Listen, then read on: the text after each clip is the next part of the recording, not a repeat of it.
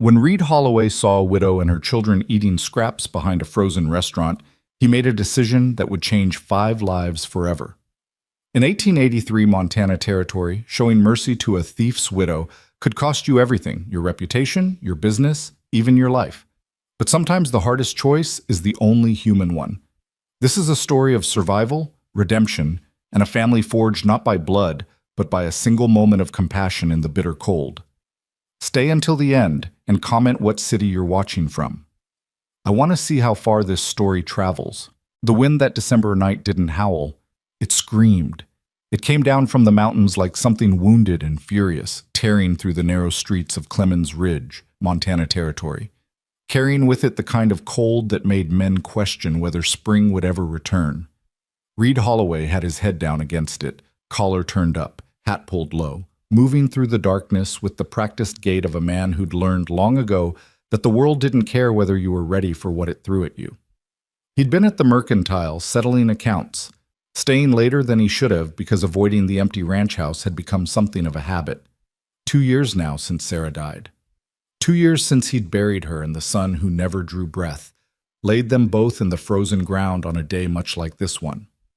The house still smelled like her sometimes, or maybe that was just his mind playing tricks, holding on to something that was already gone. Reed wasn't a large man, but he was built like the work he did. Lean, hard, weathered by 34 years of Montana winters and summers that were nearly as brutal. His face was all angles and sunlines, his hands scarred and capable, his eyes the color of weathered denim. People in town said he'd gotten quieter after Sarah passed, that the light had gone out of him. They weren't wrong. He was cutting through the alley behind Morrison's restaurant when he heard it, a sound so small it almost got lost in the wind. A child's voice, thin and frightened. Reed stopped, every instinct suddenly alert. He'd heard coyotes make sounds almost human on cold nights, but this was different. This was real. The alley was dark, lit only by the pale spill of lamplight from Morrison's back window. Reed moved toward the sound, and that's when he saw them. A woman, thin as a fence post, was crouched beside 3 wooden crates pushed against the restaurant's back wall, trying to shield 2 children from the wind with her own body. The children, a boy maybe 7 or 8, a little girl who couldn't have been more than 5, were pressed against her, their clothes threadbare and inadequate, their faces hollow with the kind of hunger that takes weeks to carve into young bones. The woman was dividing something in her hands, breaking it into pieces with fingers that trembled from more than just cold. Biscuits, Reed realized. Hard, leftover biscuits, probably pulled from Morrison's trash. She was giving the larger pieces to the children, keeping almost nothing for herself. "Eat slow," she was telling them, her voice hoarse and gentle. "Make it last. That's all there is tonight." Reed felt something crack open in his chest, something that had been frozen solid for 2 years. The little girl looked up then, and her eyes caught the lamplight. They were huge in her thin face, dark and frightened and so tired. She clutched the biscuit in both hands like it was precious, like it was everything. "Mama," she whispered, "I'm still hungry." The woman's face, God, her face. She pulled the child closer, and Reed saw her fighting tears, fighting the complete helplessness of having nothing more to give. "I know, baby. I know. Just eat what you have. We'll find something tomorrow." But there wouldn't be anything tomorrow. Reed knew that sound in a parent's voice, the sound of someone lying to their child because the truth was too terrible to speak aloud. He'd heard his own mother use that same tone 30 years ago, before she died and left him and his sister Emma alone in a world that didn't care whether children starved or survived. The memory hit him like a physical blow. Emma, 8 years old, dividing a single potato between them. Emma, telling him to eat her share because he was smaller. Emma, dying that winter while he watched, helpless and small and useless. Reed stepped forward before he knew he was going to move. "Ma'am?" The woman's head snapped up, her body immediately shifting to put herself between Reed and the children. Her face was young, mid-20s maybe, but worn hard by circumstances. She had good bones beneath the hunger, dark hair coming loose from a threadbare scarf, and eyes that held equal parts fear and defiance. "We're not causing trouble," she said quickly. "We'll move on. We were just—" "How long since you ate?" Reed interrupted. His voice came out rougher than he intended. The woman's jaw tightened. That's not your concern. How long? She stared at him, this stranger emerging from the darkness, and something in his face must have convinced her he wasn't going to hurt them because her shoulders sagged slightly. 2 days. Real food, I mean. We've had scraps. 2 days. Reed looked at the children again. The boy was watching him with wary, old eyes, one thin arm wrapped protectively around his sister. The little girl had started crying silently, tears cutting clean tracks through the dirt on her face. Reed felt rage, clean and pure, burning through the numbness that had become his constant companion. Not rage at this woman, but at a world that let children eat garbage in the cold while men like Morrison threw away more food than these three could eat in a week. Come with me, he said. The woman shook her head immediately. No, thank you, but Morrison's is still open. I'll buy you a meal. I can't. I don't have money to... Did I ask for money? Reed kept his voice level, gentle, the way he'd talk to a spooked horse. I'm offering a meal. Hot food. For you and your children. The woman looked at her children, then back at Reed, and he could see the war happening behind her eyes. Pride versus desperation, caution versus need. He'd seen that same look in the mirror often enough to recognize it. Why? She asked finally. Why would you do that? Reed could have told her about Emma, about Sarah, about the 2 years he'd spent wondering if there was any point to waking up each morning when everyone he loved was already dead. He could have told her that seeing her children's faces had been like looking back through time at himself and his sister, helpless and starving. Instead, he just said, because it's cold and they're hungry and I can help. That's reason enough. The woman studied his face for a long moment. Whatever she saw there must have convinced her because she nodded slowly. All right. Thank you. We'll pay you back somehow. Let's just get you fed first. Reed led them around to Morrison's front entrance. The woman keeping the children close, her body still tensed like she expected this kindness to turn into a trap. Reed didn't take offense. He'd learned that survival made people careful, and careful kept you alive. Morrison's was nearly empty, just a few late customers lingering over coffee. The owner, Gerald Morrison, was behind the counter, a thick man with a florid face and the kind of permanent scowl that came from years of viewing everyone as either a customer or a problem. Reed guided the woman and children to a table near the stove, where the heat was strongest. The little girl made a small sound of relief as the warmth hit her, immediately reaching her hands toward it. 3 plates, Reed told Morrison when the man approached, his eyes already narrowing at the sight of Reed's companions. Stew, bread, milk for the children, whatever you've got hot. Morrison didn't move. He was staring at the woman, his face darkening. That's Mara Ellington. The woman, Mara, went very still. Reed looked between them, sensing something bad coming. I know exactly who she is, Morrison continued, his voice rising. The thief's widow. Got some nerve showing your face here, Mara. Mara's face had gone pale, but she lifted her chin. My husband wasn't a thief. That's not what the mine company said. Owen Ellington stole from them, and he died because he was a thief and a coward. That's not true. $300 he took. $300 that your family still owes. Morrison crossed his thick arms. So no, you don't get to eat here. You don't get to sit in my establishment like decent people. You're the widow of a thief, and as far as I'm concerned, that makes you... Reed stood up. He didn't raise his voice, didn't make any sudden movements, but something in the way he rose, slow and deliberate, made Morrison stop talking. You'll watch your mouth, Reed said quietly. Morrison blinked, seeming to remember that Reed was there. Now, Reed, I know you're trying to be charitable, but you don't understand the situation. I understand just fine. You're insulting a woman and her children who are hungry and cold. What I don't understand is why you think that's acceptable. Her husband was a thief. Was he? Reed's voice was still quiet, but something in it made people at other tables turn to look.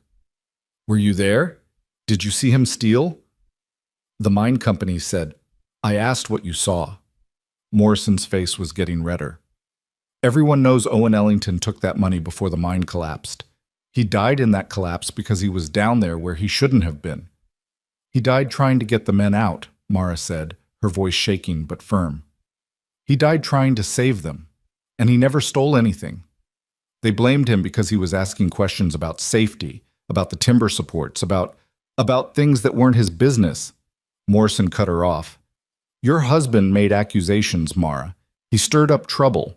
And when that mine came down, he got what was coming to him along with 6 other men. The company found money missing from the office, and Owen was the last one in there. Facts are facts.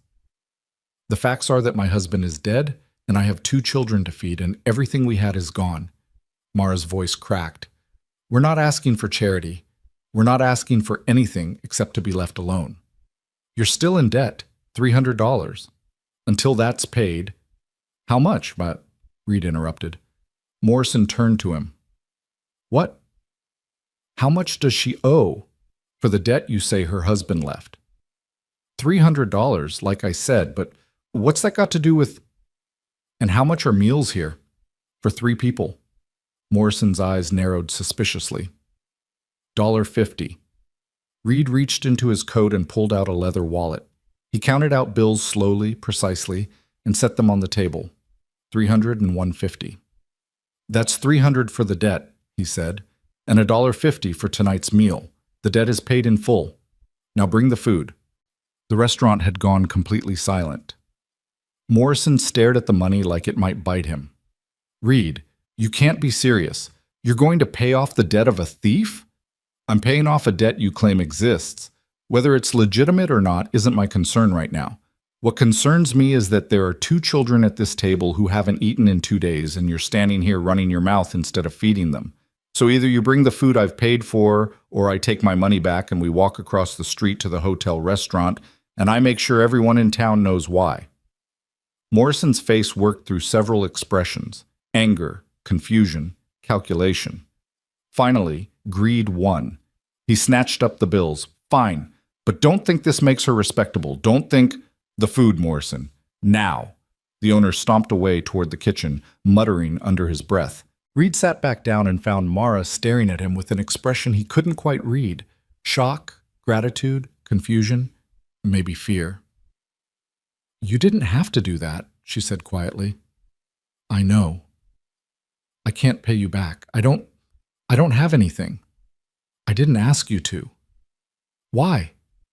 The word came out almost desperate. Why would you do that? You don't even know me. Reed looked at her children. The boy, Caleb, was still watching him with those 2 old eyes, suspicious and wary. But the little girl, Junie, had relaxed slightly in the warmth of the restaurant, her thin shoulders dropping, her breathing evening out. Had a sister once, Reed said quietly. Emma. She died when she was 8. Starved to death the winter after our parents died.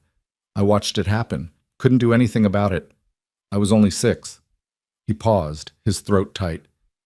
Been a long time since I thought I could do anything about anything, but I can do something about tonight.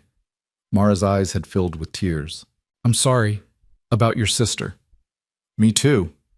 Morrison returned with 3 plates of stew, dropping them on the table with more force than necessary, along with a basket of bread and 2 cups of milk. He didn't say anything, just turned and walked away, his back stiff with anger. Reed pushed the plates toward Mara and the children. Eat. Caleb looked at his mother, waiting for permission. Mara nodded, and both children fell on the food like they were afraid it might disappear. It hurt to watch, the desperate way they ate, barely chewing, like they couldn't trust there would be more. Slow down, Mara said gently, though she was crying openly now. Slow down, babies. It's okay. Take your time. But they couldn't slow down. Their bodies knew starvation, knew scarcity, knew that food was never guaranteed. Reed turned away, giving them privacy in their hunger, and found himself looking out the window at the darkness and falling snow. Behind him, he heard Junie's small voice. Mama, is this real? Are we really eating? Yes, baby, yes. It's real. Reed closed his eyes against the burning in them. When he opened them again, he found Mara looking at him over her children's heads. She mouthed 2 words. Thank you. He nodded, not trusting himself to speak. They ate in silence, the children working through their meals with single-minded focus, while Mara ate more slowly, more carefully, like she was still rationing even now.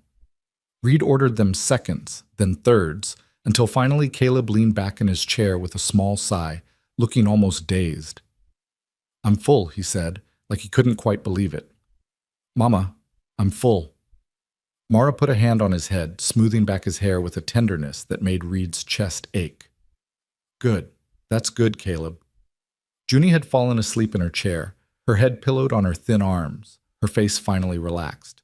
She looked younger asleep, more like the 5-year-old she should have been, less like the tiny survivor she'd been forced to become. "Where are you staying?" Reed asked quietly. Mara's face closed down immediately, defensive. "We have a place." "Mara?" She looked away. "In the old Miller barn, outside of town. It's dry, mostly. It's 10 degrees outside, colder with the wind. It's what we have." "Not anymore." She looked back at him sharply. "What?" Reed hadn't planned this, hadn't thought it through, but looking at these 3 people, this woman who'd been feeding her children garbage, these children who'd learned to be grateful for scraps, he heard Sarah's voice in his head as clearly as if she were sitting beside him. "You know what you have to do, Reed. You've always known." "You're coming home with me," he said. "You and the children, to my ranch." Mara shook her head immediately. "No, absolutely not. You're freezing to death in that barn. We're surviving. You're dying slowly. There's a difference. I can't just go home with a strange man. I have my children to think about. I can't." "You think I'd hurt them?" Reed kept his voice gentle, but he needed her to understand. "Mara, look at me. Really, look at me." She did, her dark eyes searching his face with desperate intensity, trying to find the lie, the trap, the danger. "I lost my wife 2 years ago," Reed continued. "She died having our son. Lost them both. My house is empty. Has been empty. I got 3 bedrooms sitting there with no one in them, a stove that's kept burning for no reason, and more food than one man needs. You want to repay me for dinner? Then come use what I'm not using anyway. Stay warm. Keep your children safe. That's payment enough." "People will talk," Mara said, but he could hear her resistance weakening. "People are already talking. Morrison will have this story all over town by morning. Might as well give them something real to talk about."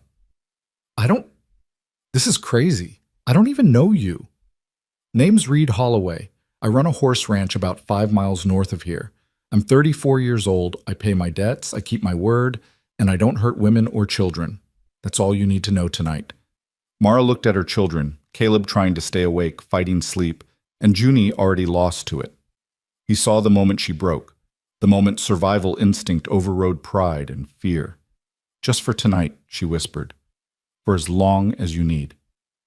I'll work. I'll earn our keep. I'm good with horses. I can cook, clean, anything you need. We'll figure that out tomorrow. Tonight, let's just get you somewhere warm." Reed paid Morrison for the meals.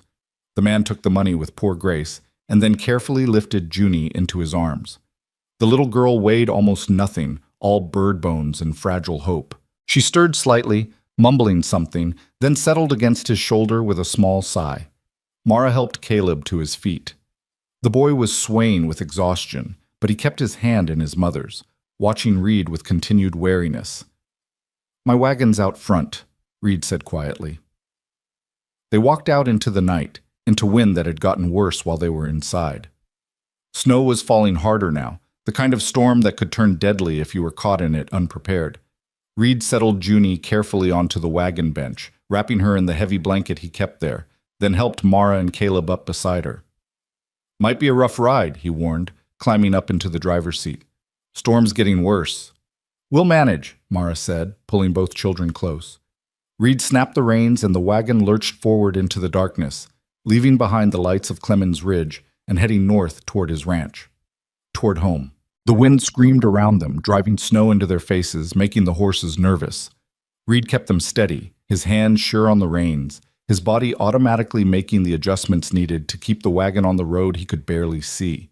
Beside him, Mara was silent, holding her children against the wind. He could feel her fear, her uncertainty, radiating off her like heat. She'd put her trust in a stranger, let him take her and her children into the darkness, and now she was probably wondering if she'd made a terrible mistake. "Used to make this run with my eyes closed," Reed said, just to break the silence. "Know every rock and turn." "How long have you had the ranch?" 8 years. Built the house myself, me and Sarah. She wanted it facing east so she could see the sunrise from the kitchen window. His voice caught slightly on his wife's name. She was real particular about that sunrise. "I'm sorry about your wife." "Me too." They rode in silence for a while longer. Then Caleb's voice, small and almost lost in the wind. "Is your house really warm?" Reed looked down at the boy. "Warmest place in Montana Territory," he said. "Got a stove in the kitchen that puts out heat like summer. Got fireplaces in every bedroom, and I got beds with quilts this thick." He held his hands apart to show him. "You'll be so warm you might forget what cold feels like." "That sounds nice," Caleb said softly. "It is nice. You'll see." But before they could see anything, the wagon wheel hit ice. Reed felt it happen. The sudden sideways lurch, the loss of traction. He tried to correct, pulling hard on the reins, but the horses panicked, pulling in opposite directions. The wagon tilted, and for one terrible moment Reed thought they were going over. "Hold on!" he shouted. The wagon slammed back down with a crack that sounded like breaking bone. The front axle, Reed realized with sinking dread. They'd broken the front axle. The horses settled, nervous but calming under Reed's steady hand. Reed set the brake and climbed down to assess the damage, already knowing what he'd find. The axle was split clean through. They weren't going anywhere in this wagon. Reed looked around, trying to orient himself in the blowing snow. They were maybe 3 miles from the ranch. 3 miles in a blizzard, with 2 children who were already exhausted and half frozen. He climbed back up onto the wagon. Mara was looking at him with frightened eyes. "Axle's broken," he said. "Can't fix it here." "How far are we?" 3 miles. Maybe a little less. Mara looked at her children, then at the darkness beyond the wagon. "We can walk it." "In this storm?" "You said 3 miles. We can do 3 miles." Reed studied her face, the determination there, the fierce protectiveness. She would walk through hell itself if it meant keeping her children alive. He understood that, respected it. "All right," he said. "But we do this smart. I'll carry Junie. You help Caleb. We stick together, we move steady, and we don't stop until we reach the house." "I can walk," Caleb protested, but his voice was weak. "I know you can," Reed said, "but it'll be faster if I help. That okay with you?" The boy nodded reluctantly. Reed lifted Junie carefully, wrapping her completely in the blanket until only her face showed, then settled her against his chest inside his open coat, giving her his body heat. The little girl stirred, her eyes fluttering open. "Where are we?" she mumbled. "Going home, baby," Mara said, stroking her daughter's face. "Going somewhere warm." Reed helped Mara and Caleb down from the wagon, then unhitched the horses and turned them loose. They'd find their way to the ranch eventually. Horses were smart that way. "Ready?" he asked. Mara took Caleb's hand in hers, wrapping her other arm around him. "Ready." They walked into the storm. The wind was brutal, driving snow into their faces like needles, stealing their breath, making every step a battle. Reed led the way, Junie's weight in his arms, her small face pressed against his chest. Behind him, he could hear Mara's ragged breathing, could hear her talking to Caleb in a steady stream of encouragement. "That's it, baby. One foot, then the other. We're almost there. You're doing so good. I'm so proud of you." But they weren't almost there. They were maybe a mile in, with 2 more to go, and already Reed could feel Caleb struggling. The boy was trying, God, he was trying, but his little body had been pushed beyond its limits. Reed stopped. "Mara." She looked at him, snow coating her hair and eyelashes. "Give me Caleb." "What?" "I'll carry them both. You're stronger without the weight." "You can't carry both." "Yes, I can. Trust me." Mara hesitated, then nodded. Reed carefully adjusted Junie so she was settled on his left hip, then crouched down. "Climb on, Caleb. Get on my back." The boy looked at his mother. Mara nodded, and Caleb slowly climbed onto Reed's back, wrapping his thin arms around Reed's neck, his legs around Reed's waist. Reed stood, adjusting to the weight. It hurt, his back protesting, his arms already aching, but he'd carried heavier loads. He'd manage. "Let's go," he said. They walked, and walked, and walked. Time stopped meaning anything. There was only the next step, and the next, and the next. Reed's world narrowed to the children in his arms, their weight, their warmth, the precious evidence that they were still alive. Behind him, Mara matched him step for step, never complaining, never asking to stop. Reed's legs were screaming. His arms had gone numb. Junie was a dead weight against his chest, either asleep or unconscious. He couldn't tell. Caleb's grip around his neck had loosened. The boy's body slumped against his back. "Mara," he said, his voice rough. "Talk to me. Need to know you're still there." "I'm here." Her voice was faint but steady. "I'm here, Reed. Tell me about Owen, your husband." "Why?" "Need to hear your voice. Need to know you're okay." Silence, then, "He was good. Owen was good. He loved our children more than anything. He worked hard. He tried to do right." Her voice broke. "He didn't steal anything. He wouldn't. But no one believes that. No one except me." "I believe you," Reed said. "Why?" "Because I've seen liars, and you're not one. Because Morrison's story doesn't make sense. And because a man who steals doesn't die trying to save other men." Mara made a sound that might have been a sob or a laugh. "Thank you. Thank you for saying that." "We're going to clear his name," Reed said. The words came out without planning, but once they were said, he knew they were true. "I don't know how yet, but we will. I promise you that." "You don't have to." "I know, but I'm going to anyway." They kept walking. Reed's vision was starting to blur. His legs were barely responding to his commands. But somewhere ahead, through the snow, he could see a light, small, distant, but there. The ranch, home. "Almost there," he gasped. "See the light? That's the house. Just a little farther." "I see it," Mara said. "I see it, Reed." The last 100 yards were the hardest. Reed's body was shutting down, everything screaming for him to stop, to rest, to give up. But Sarah's voice was in his head again, fierce and loving. "Don't you dare quit, Reed Holloway. Don't you dare." The porch steps appeared out of the snow. Reed stumbled up them, barely keeping his balance, and kicked at the door. "Get the door," he told Mara. Can't use my hands." Mara rushed past him, shoving the door open. Heat poured out, blessed and beautiful. Reed stumbled inside and fell to his knees, still holding the children. "Close the door," he managed. "Get it closed." Mara slammed the door behind them, shutting out the storm. The sudden silence was shocking. Reed's arms had finally given up. He carefully laid Junie on the rug in front of the fireplace, then helped Caleb slide off his back. Both children were frighteningly still, their faces white, their lips blue. "We need to warm them," Reed said, his voice slurred with exhaustion. "Slow. Too fast will hurt them. Get blankets from the bedroom, down the hall, second door." Mara ran. Reed stripped off his soaked coat and boots, then carefully removed the children's wet clothes, checking them for frostbite. Their fingers and toes were white, but not black. That was good. That meant they might be okay. Mara returned with blankets, and together they wrapped the children, holding them close to the fire but not too close, letting the heat reach them gradually. "Talk to them," Reed said. "Keep them conscious if you can." "Caleb, baby, can you hear me?" Mara was crying, patting her son's face. "Caleb, please, please wake up." The boy's eyes fluttered open. "Mama?" "Yes, baby, yes, I'm right here." Are we home?"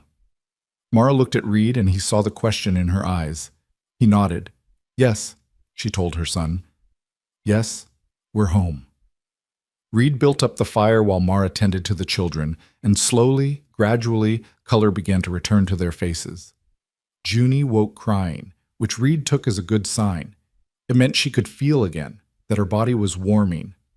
"Hurts," the little girl sobbed. "Mama, it hurts." "I know, baby, I know. That means you're getting warm. That's good. That's what we want."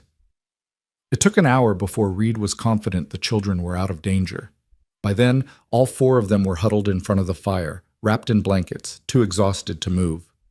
"Thank you," Mara whispered. Reed, thank you. You saved their lives. You saved them, Reed corrected. You kept them alive this long. I just helped with one night. That one night made all the difference. Reed looked at the children, now sleeping peacefully, their faces relaxed, their breathing even.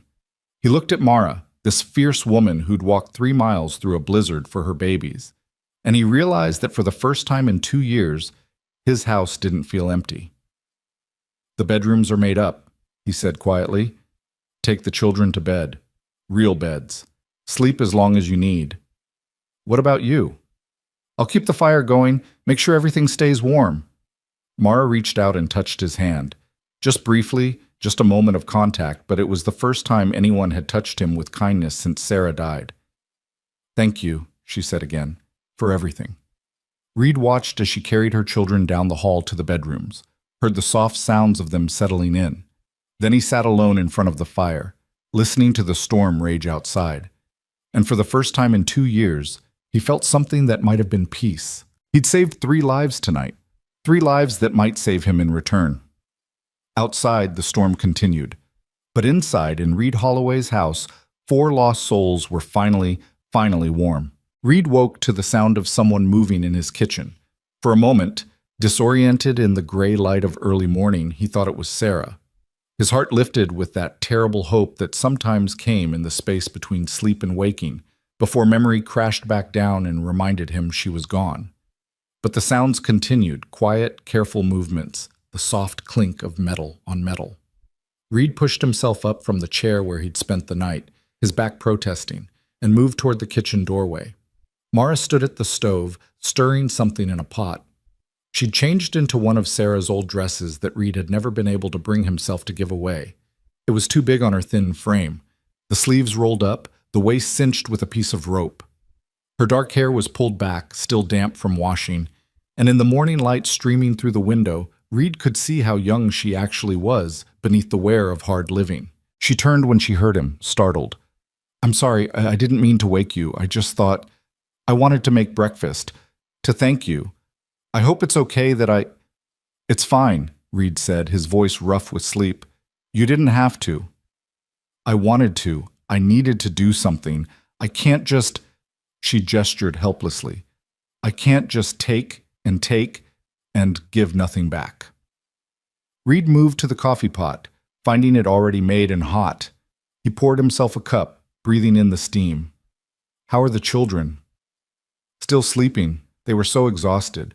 Mara turned back to the stove, stirring with more vigor than necessary. Junie had nightmares. She kept crying out in her sleep. I held her until she settled. That's normal, after what they went through. After what I put them through, you mean? Mara's voice was tight, bitter. I'm their mother. I'm supposed to protect them, and instead I had them eating garbage and sleeping in a barn. You kept them alive. That's what matters. Barely. She set down the spoon with a sharp click. Do you know what that feels like? To watch your children starve and know there's nothing you can do? To see them get thinner every day, to hear them cry from hunger and have nothing to give them? Reed set down his coffee cup. Yeah, I do know. Mara looked at him, saw the truth in his face, and her anger deflated. Your sister. Emma. She was 8 when she died. I was 6. I watched her give me her food, watched her pretend she wasn't hungry, watched her waste away. Reed stared into his coffee. I was too young to understand what was happening until it was too late. By the time I realized she was dying, there was nothing I could do about it. I'm sorry, I can't imagine. Hope you never have to. Reed met her eyes. But Mara, you did better than my mother did. You kept fighting. You didn't give up. Your children are alive because of you. Mara's eyes filled with tears. She turned away quickly, wiping at her face with her sleeve. The oatmeal's almost ready. There's eggs too if you want them. Reed recognized the deflection for what it was.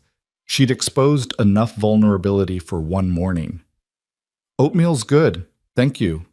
They ate in silence, Mara picking at her food like she still couldn't quite believe it was real and permanent. Reed watched her out of the corner of his eye, seeing the way she kept glancing toward the hallway, listening for her children. They're safe, he said quietly. You can relax. I don't know how anymore. Mara set down her spoon. It's been over a year since Owen died. A year of running, hiding, trying to survive. Every time I think we've found a place to rest, something happens. Someone recognizes us, or the debt collectors find us, or... She shook her head. I keep waiting for the other shoe to drop. For someone to come take them away, or for you to change your mind, or for something to go wrong. Nothing's going wrong today. Today you're safe. But tomorrow? Reed didn't have an answer for that. He wanted to promise her that tomorrow would be safe too, and the day after that, and all the days to come. But he'd learned the hard way that the world didn't care about promises. Before he could respond, they heard small footsteps in the hallway. Caleb appeared, dressed in his too-thin clothes from yesterday, his hair sticking up in all directions. He stopped when he saw Reed, his body tensing. "Morning," Reed said easily. "Sleep okay?" The boy nodded, not speaking, his eyes wary. "Are you hungry?" Mara asked, moving to her son. "There's oatmeal and eggs." "Where's Junie?" "Still sleeping. Let her rest a while longer." Mara guided Caleb to a chair, setting a bowl in front of him. "Eat, baby." Caleb ate mechanically, his eyes never leaving Reed. Reed understood. The boy was protecting his mother, watching for threats. At 7 years old, he'd already learned that kindness could be a trap. "You like horses?" Reed asked. Caleb paused, spoon halfway to his mouth. "I guess. Got about 20 of them out in the barn. Need to feed them this morning. Check on them after last night's storm. Could use some help if you're interested." The boy looked at his mother. Mara gave a small nod. "Okay," Caleb said quietly. They finished breakfast in silence. Mara cleaned up while Reed put on his coat and boots, and then Caleb bundled up in his inadequate jacket and followed Reed outside. The storm had passed, leaving behind a world transformed by snow. It lay thick and pristine across the ranch, glittering in the morning sun, beautiful and deadly. Reed's wagon sat abandoned where they'd left it, already half buried. He'd have to dig it out later, get it repaired. The barn was warm, the horses nickering and greeting when Reed opened the door. Caleb stopped just inside, his eyes going wide. "There's so many," he breathed. 23, actually, plus 2 mules and a donkey. Reed grabbed a bucket and began measuring out grain. "I breed them, train them, sell them. Best horses in 3 territories, or so people tell me." Caleb moved slowly down the aisle, looking at each horse with something like wonder. Reed watched him, seeing the tension gradually leave the boy's shoulders, seeing him relax for the first time since they'd met. "Can I pet one?" Caleb asked. "Sure. That bay mare there, she's gentle. Name's Sadie."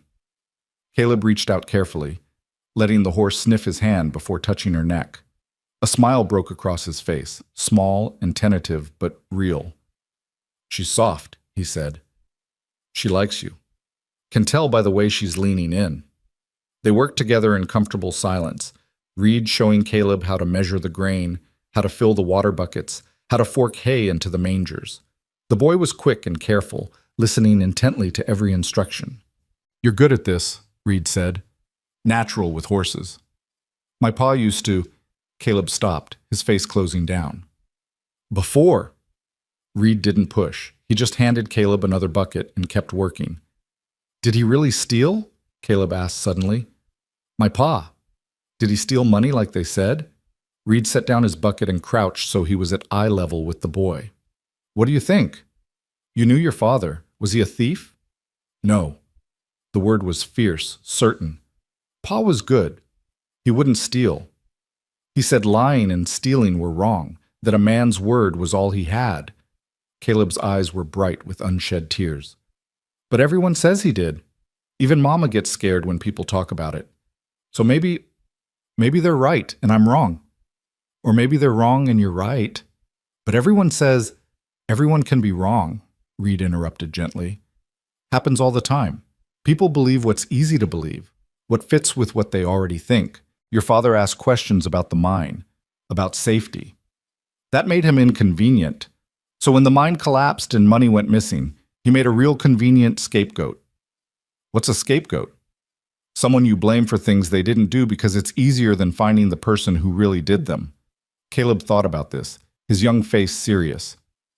"So you think my pa didn't steal?" I think your pa died trying to save men's lives. I think that's what matters. The boy's face crumpled. I miss him. I know, that's okay. Missing someone means they mattered, means they were worth missing. Caleb nodded, wiping his eyes with his sleeve. They finished the feeding in silence, but it was a different silence now, less wary, more comfortable. When they returned to the house, they found Junie awake, sitting at the kitchen table with Mara. The little girl was wearing one of Sarah's old nightgowns, the hem dragging on the floor, and she was eating oatmeal like it might disappear. "Slow down, baby," Mara said gently. "You'll make yourself sick." Junie looked up when Reed entered, her dark eyes huge in her thin face. "Is this really your house?" "It is." "And we can really stay?" "You can really stay." She considered this. Her spoon paused in midair. "Forever?" Reed glanced at Mara, saw the fear and hope warring in her expression. "For as long as you need," he said carefully. "No one's going to make you leave." "Okay." Junie went back to her oatmeal, apparently satisfied.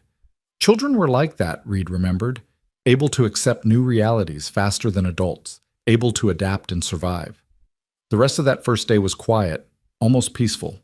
Mara insisted on cleaning the house, despite Reed's protest that it didn't need cleaning. The children explored cautiously, staying close together, touching everything with wonder. The real beds, the thick quilts, the books on shelves, the dishes in cupboards. Everything was new to them, or at least felt new after so long without. Reed spent the day doing his usual work, checking on the horses, fixing fence posts, repairing the wagon axle. But he found himself constantly aware of the sounds from the house, voices, footsteps, life. After 2 years of silence, it was strange and unsettling and somehow right. That evening, as Reed was finishing up in the barn, Mara appeared in the doorway. She'd changed into another of Sarah's dresses, and she'd pinned up her hair. She looked less like a desperate widow and more like the young woman she should have been. "Dinner's ready," she said. "If you're hungry." "I'm hungry." They walked back to the house together, not talking, but the silence was comfortable. Inside, the kitchen was warm and smelled like stew and fresh bread.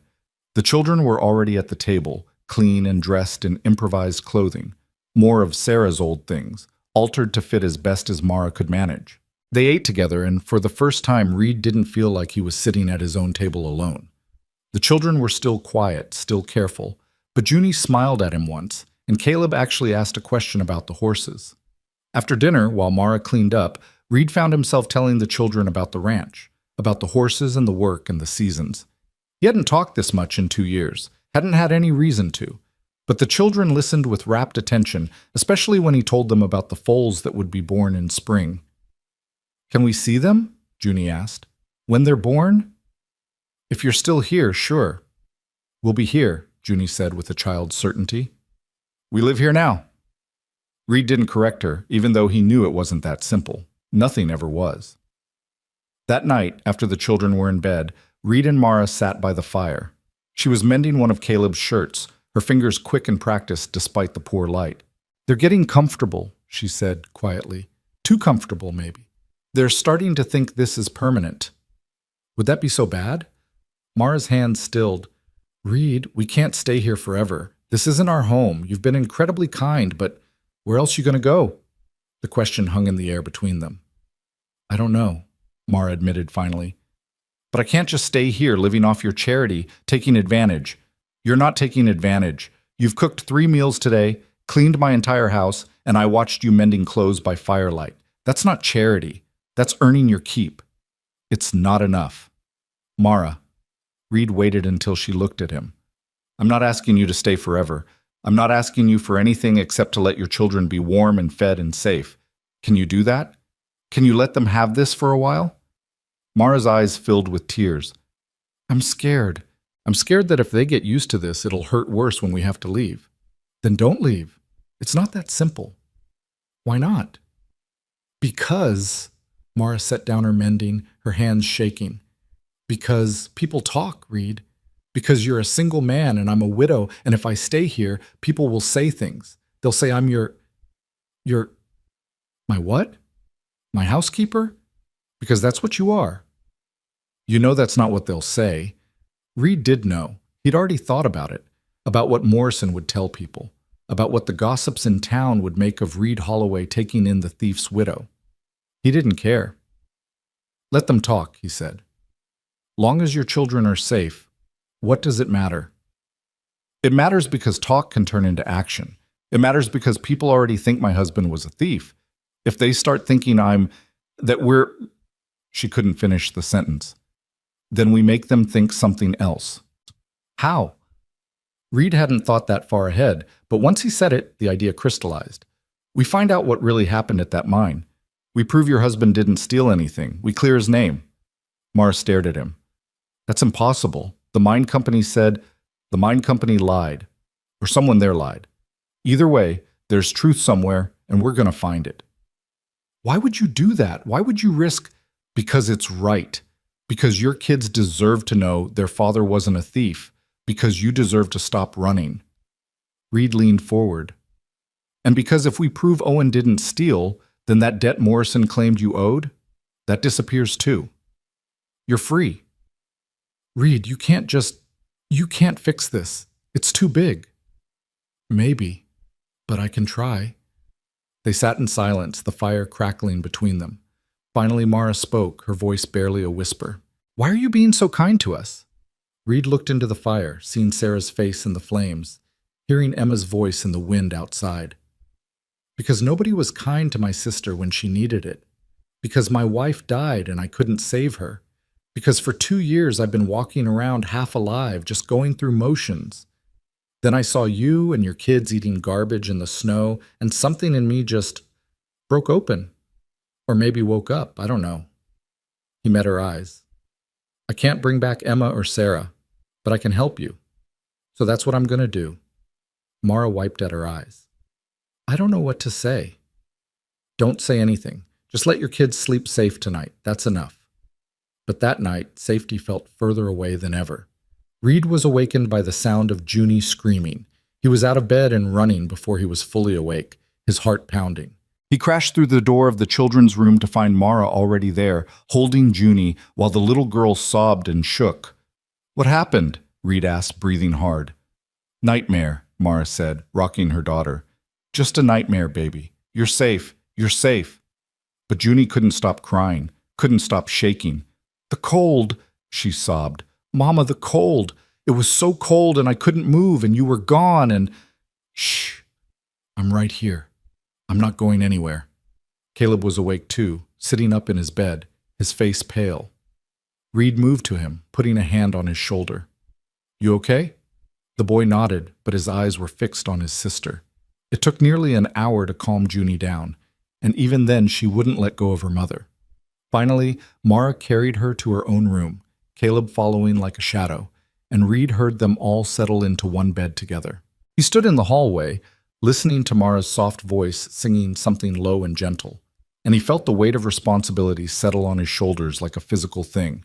These people were damaged, traumatized by loss and hunger and cold. Keeping them fed and warm wasn't enough.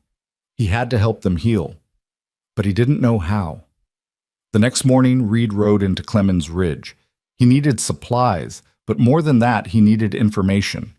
If he was going to clear Owen Ellington's name, he needed to know what really happened at that mine. The town was buzzing. Reed could feel it the moment he rode in, eyes following him, whispers starting up, people turning to stare. Morrison had done his work well. Everyone knew about Reed taking in the widow and her children. Reed ignored it, tying his horse outside the mercantile and heading inside. Sam Fletcher, the owner, looked up from behind the counter, his face carefully neutral. Morning, Reed. Sam, need some supplies. Sure thing. But Sam's voice was stiff, formal, different from usual. Reed began gathering what he needed: flour, sugar, coffee, dried beans, fabric for making the children proper clothes. As he worked, he felt eyes on him. 2 women at the fabric counter were whispering, their voices just loud enough to be heard. Heard he's got her living there. The Ellington woman. Scandalous. A widow and a widower under one roof? And those children, children of a thief. Reed's hands tightened on the bag of flour he was holding. He set it down carefully and turned to face the women. Beg your pardon, he said quietly, but you're talking about guests in my home. I'd appreciate if you'd show them respect. The women's faces flushed red. We didn't mean... You did mean, but you're wrong. Owen Ellington wasn't a thief, and his widow and children deserve better than your gossip. The mine company said, the mine company lied. Reed's voice was hard now, cutting. Owen Ellington died trying to save men's lives. If you can't speak about him with respect, then don't speak about him at all. He turned back to his supplies, his heart pounding. Behind him, he heard the women leave in a huff. Sam was staring at him. You're making enemies, Reed, Sam said quietly. Don't care. The mine company's powerful. If you start asking questions, then I'll ask questions. Sam, you knew Owen. Was he a thief? Sam was quiet for a long moment. No, he said finally. No, Owen was good people. But Reed, the evidence, what evidence? $300 missing and Owen was the last one in the office? That's not evidence, that's convenience. You can't prove, not yet, but I'm going to. Reed met Sam's eyes. I need to know about the mine collapse. What really happened? Sam glanced toward the door, making sure they were alone. Reed, let it go. Owen's dead. Mara and the kids need to move on. They can't move on while everyone thinks her husband was a thief. Help me, Sam, please. Sam sighed, rubbing his face. All right, but not here. Come by my house tonight after dark. I'll tell you what I know. That night, after the children were asleep, Reed rode back to town. Sam's house was on the edge of Clemens Ridge, a small cabin with a light burning in the window. Sam let him in quickly, checking to make sure no one had seen. This is crazy, Sam said, pouring them both whiskey. You know that, right? Yeah. Tell me about the mine. Sam sat down heavily. The Paradise Mine. Been operating for 5 years. Good silver vein, or so they said. Owen worked there for 3 years, started as a mucker, worked his way up to shift supervisor. He was smart, good with numbers, good with men. And about 6 months before the collapse, he started asking questions. About the timber supports, about the ventilation, about corners being cut. He went to the foremen, then to the mine superintendent, then to the company managers. Nobody wanted to hear it. Why not? Because fixing those problems would cost money and shut down production. The mine company was already in debt, needed to pull out as much silver as possible as fast as possible. Safety was inconvenient. Reed felt cold fury building in his chest. So they ignored him. Worse, they started making his life difficult, cutting his hours, giving him the worst shifts, spreading rumors that he was a troublemaker. Owen knew he was being pushed out, but he wouldn't back down. He kept saying someone was going to die if they didn't fix the supports. And then the mine collapsed. Sam nodded. February 3rd, 1882, middle of the day shift. 37 men underground. The main support beam gave way, brought down half the tunnel system. 7 men died, including Owen.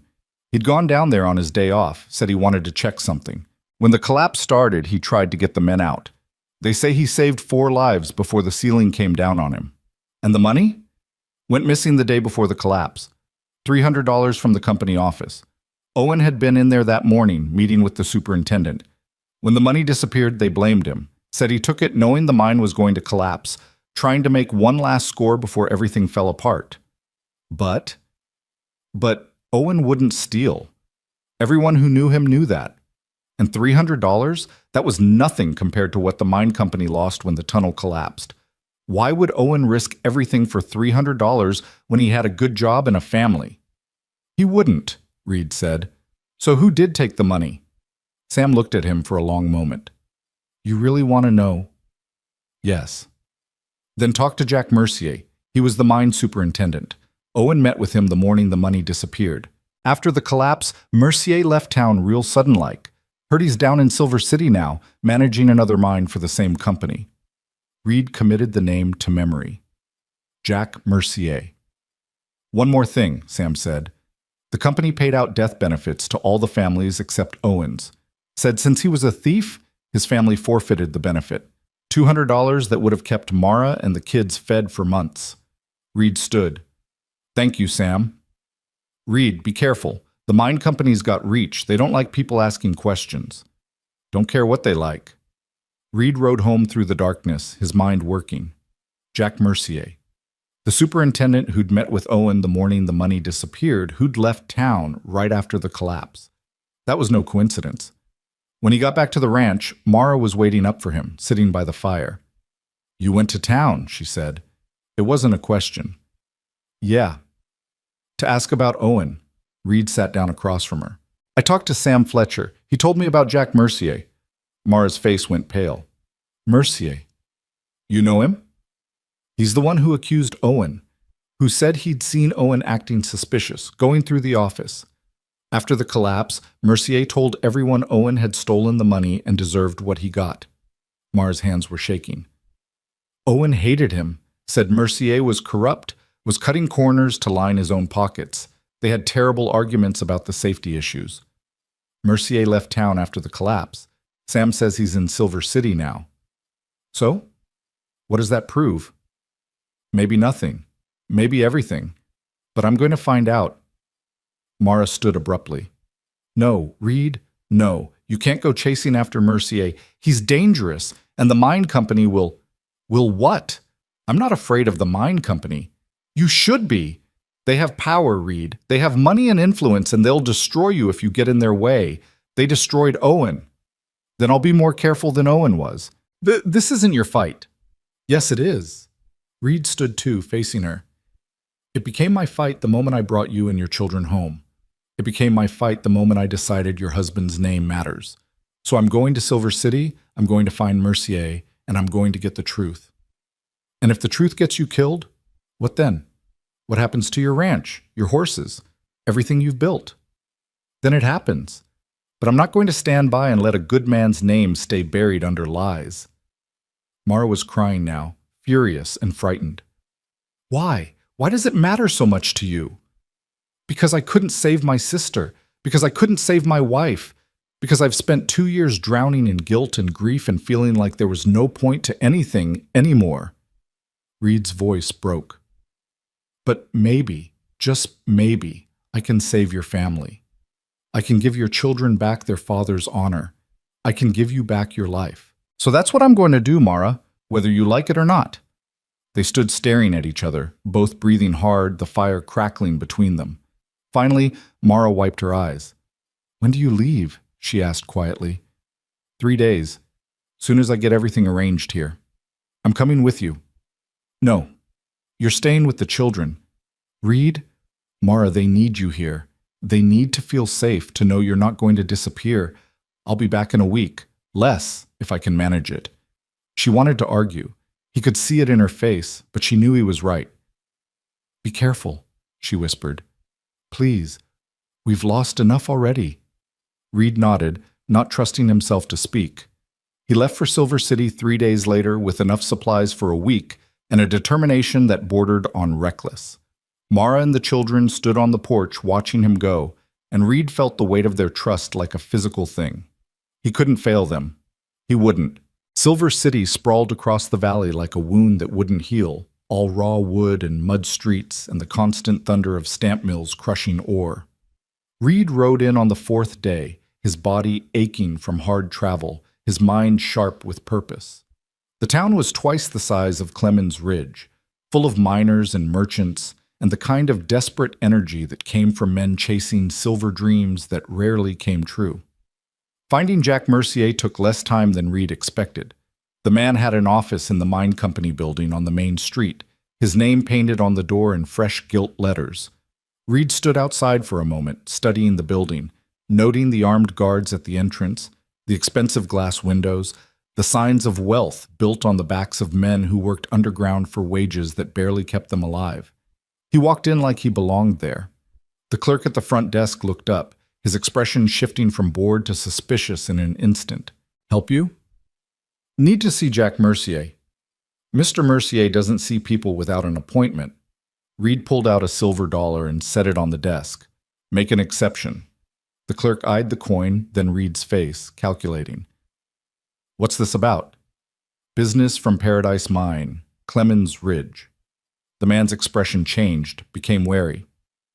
"Wait here." Reed waited, studying the office. Everything was new, expensive, maintained. Whatever Mercier was doing here, he was doing it well. too well for a man who'd left his last position under a cloud of controversy. The clerk returned. Mr. Mercier will see you, but you got 10 minutes and you leave any weapons at the desk. Reed unbuckled his gun belt and handed it over, following the clerk down a hallway to a heavy oak door. The clerk knocked once, then opened it. Jack Mercier sat behind a massive desk, a man in his 40s with slicked back hair and the kind of soft hands that never touched a shovel. He looked up when Reed entered, his expression carefully neutral. "You wanted to see me about Paradise Mine," Mercier said. His voice was smooth, practiced. "I don't work there anymore." "I know, you left right after the collapse." Mercier's eyes narrowed slightly. "I left because I was offered a better position here. The collapse was a tragedy, but these things happen in mining. What's your interest in it?" "Owen Ellington." The name hung in the air between them. Mercier's face hardened. "The thief." "What about him?" "He wasn't a thief. The evidence said otherwise." "What evidence?" $300 missing and Owen being in the office that morning. That's not evidence, that's convenience. Reed moved closer to the desk. "You accused a dead man of theft to cover your own corruption." Mercier stood slowly, his face flushing red. "You need to leave. Now." "Owen knew you were cutting corners on safety. He documented it, complained about it, threatened to go to the territorial authorities. So you framed him for theft, and when the mine collapsed, you let a dead man take the blame for your failures. You can't prove any of that." "Not yet, but I will." Mercier smiled, but it didn't reach his eyes. "You're wasting your time. Owen Ellington was a troublemaker who stole company money. The mine company investigated thoroughly and found him guilty. His widow and children are living off charity because he destroyed their reputation. That's the truth, Mr. Holloway, and nothing you do will change it." Reed felt cold rage settle in his chest. "You know who I am." "Of course, I make it my business to know who's asking questions about Paradise Mine. You think you're the first person to come sniffing around, trying to make something out of tragedy? You're not. And you won't be successful, just like the others weren't." "What others?" Mercier sat back down, relaxed now, confident. "Owen's brother came here last year, made all kinds of accusations, threatened lawsuits, made a general nuisance of himself. Know where he is now?" Reed's stomach dropped. "Where?" "Left town suddenly. Heard he moved to California or Oregon or somewhere far away where he learned to mind his own business." Mercier's smile widened. "Smart man, eventually." The threat was clear. Reed didn't react to it, just stood there studying Mercier's face, memorizing every detail. "You're wrong about one thing," Reed said quietly. "I'm not like the others. I'm not going anywhere until I prove what you did. Then you're going to have a very long, very unpleasant stay in Silver City." Mercier gestured to the door. "We're done here. And Mr. Holloway, if I were you, I'd worry less about dead men's reputations and more about keeping that widow and her children safe. Accidents happen, especially to people who don't know when to quit." Reed moved before he thought about it, his hand slamming down on Mercier's desk hard enough to make the man jump. "You threaten them again," Reed said, his voice deadly quiet. "And I'll kill you. I don't care about your company, your guards, or your money. You touch those children. You even think about touching them, and I will end you. Are we clear?" Mercier had gone pale, but he recovered quickly. "That's a threat against my life. I have witnesses." "No, that's a promise. Remember the difference." Reed turned and walked out, collecting his gun belt from the wide-eyed clerk. His hands were shaking with rage as he buckled it back on. He'd learned nothing useful, except that Mercier was guilty as hell and dangerous enough to threaten a widow and her children. Reed needed help, real help. Someone who understood how to fight the mine company legally, who had the resources and knowledge to dig up evidence that would stick. He needed a lawyer. He found one that evening in a saloon on the edge of town. Thomas Brennan was drinking alone at a corner table, a man in his 50s with graying hair and the tired eyes of someone who'd seen too much of the world's ugliness. Reed had gotten his name from the hotel clerk, who'd said Brennan was the only honest lawyer in Silver City, which made him either very brave or very stupid. "Mr. Brennan?" The man looked up. "Depends on who's asking." "Reed Holloway, I need legal help with a mine company case." Brennan laughed, a bitter sound.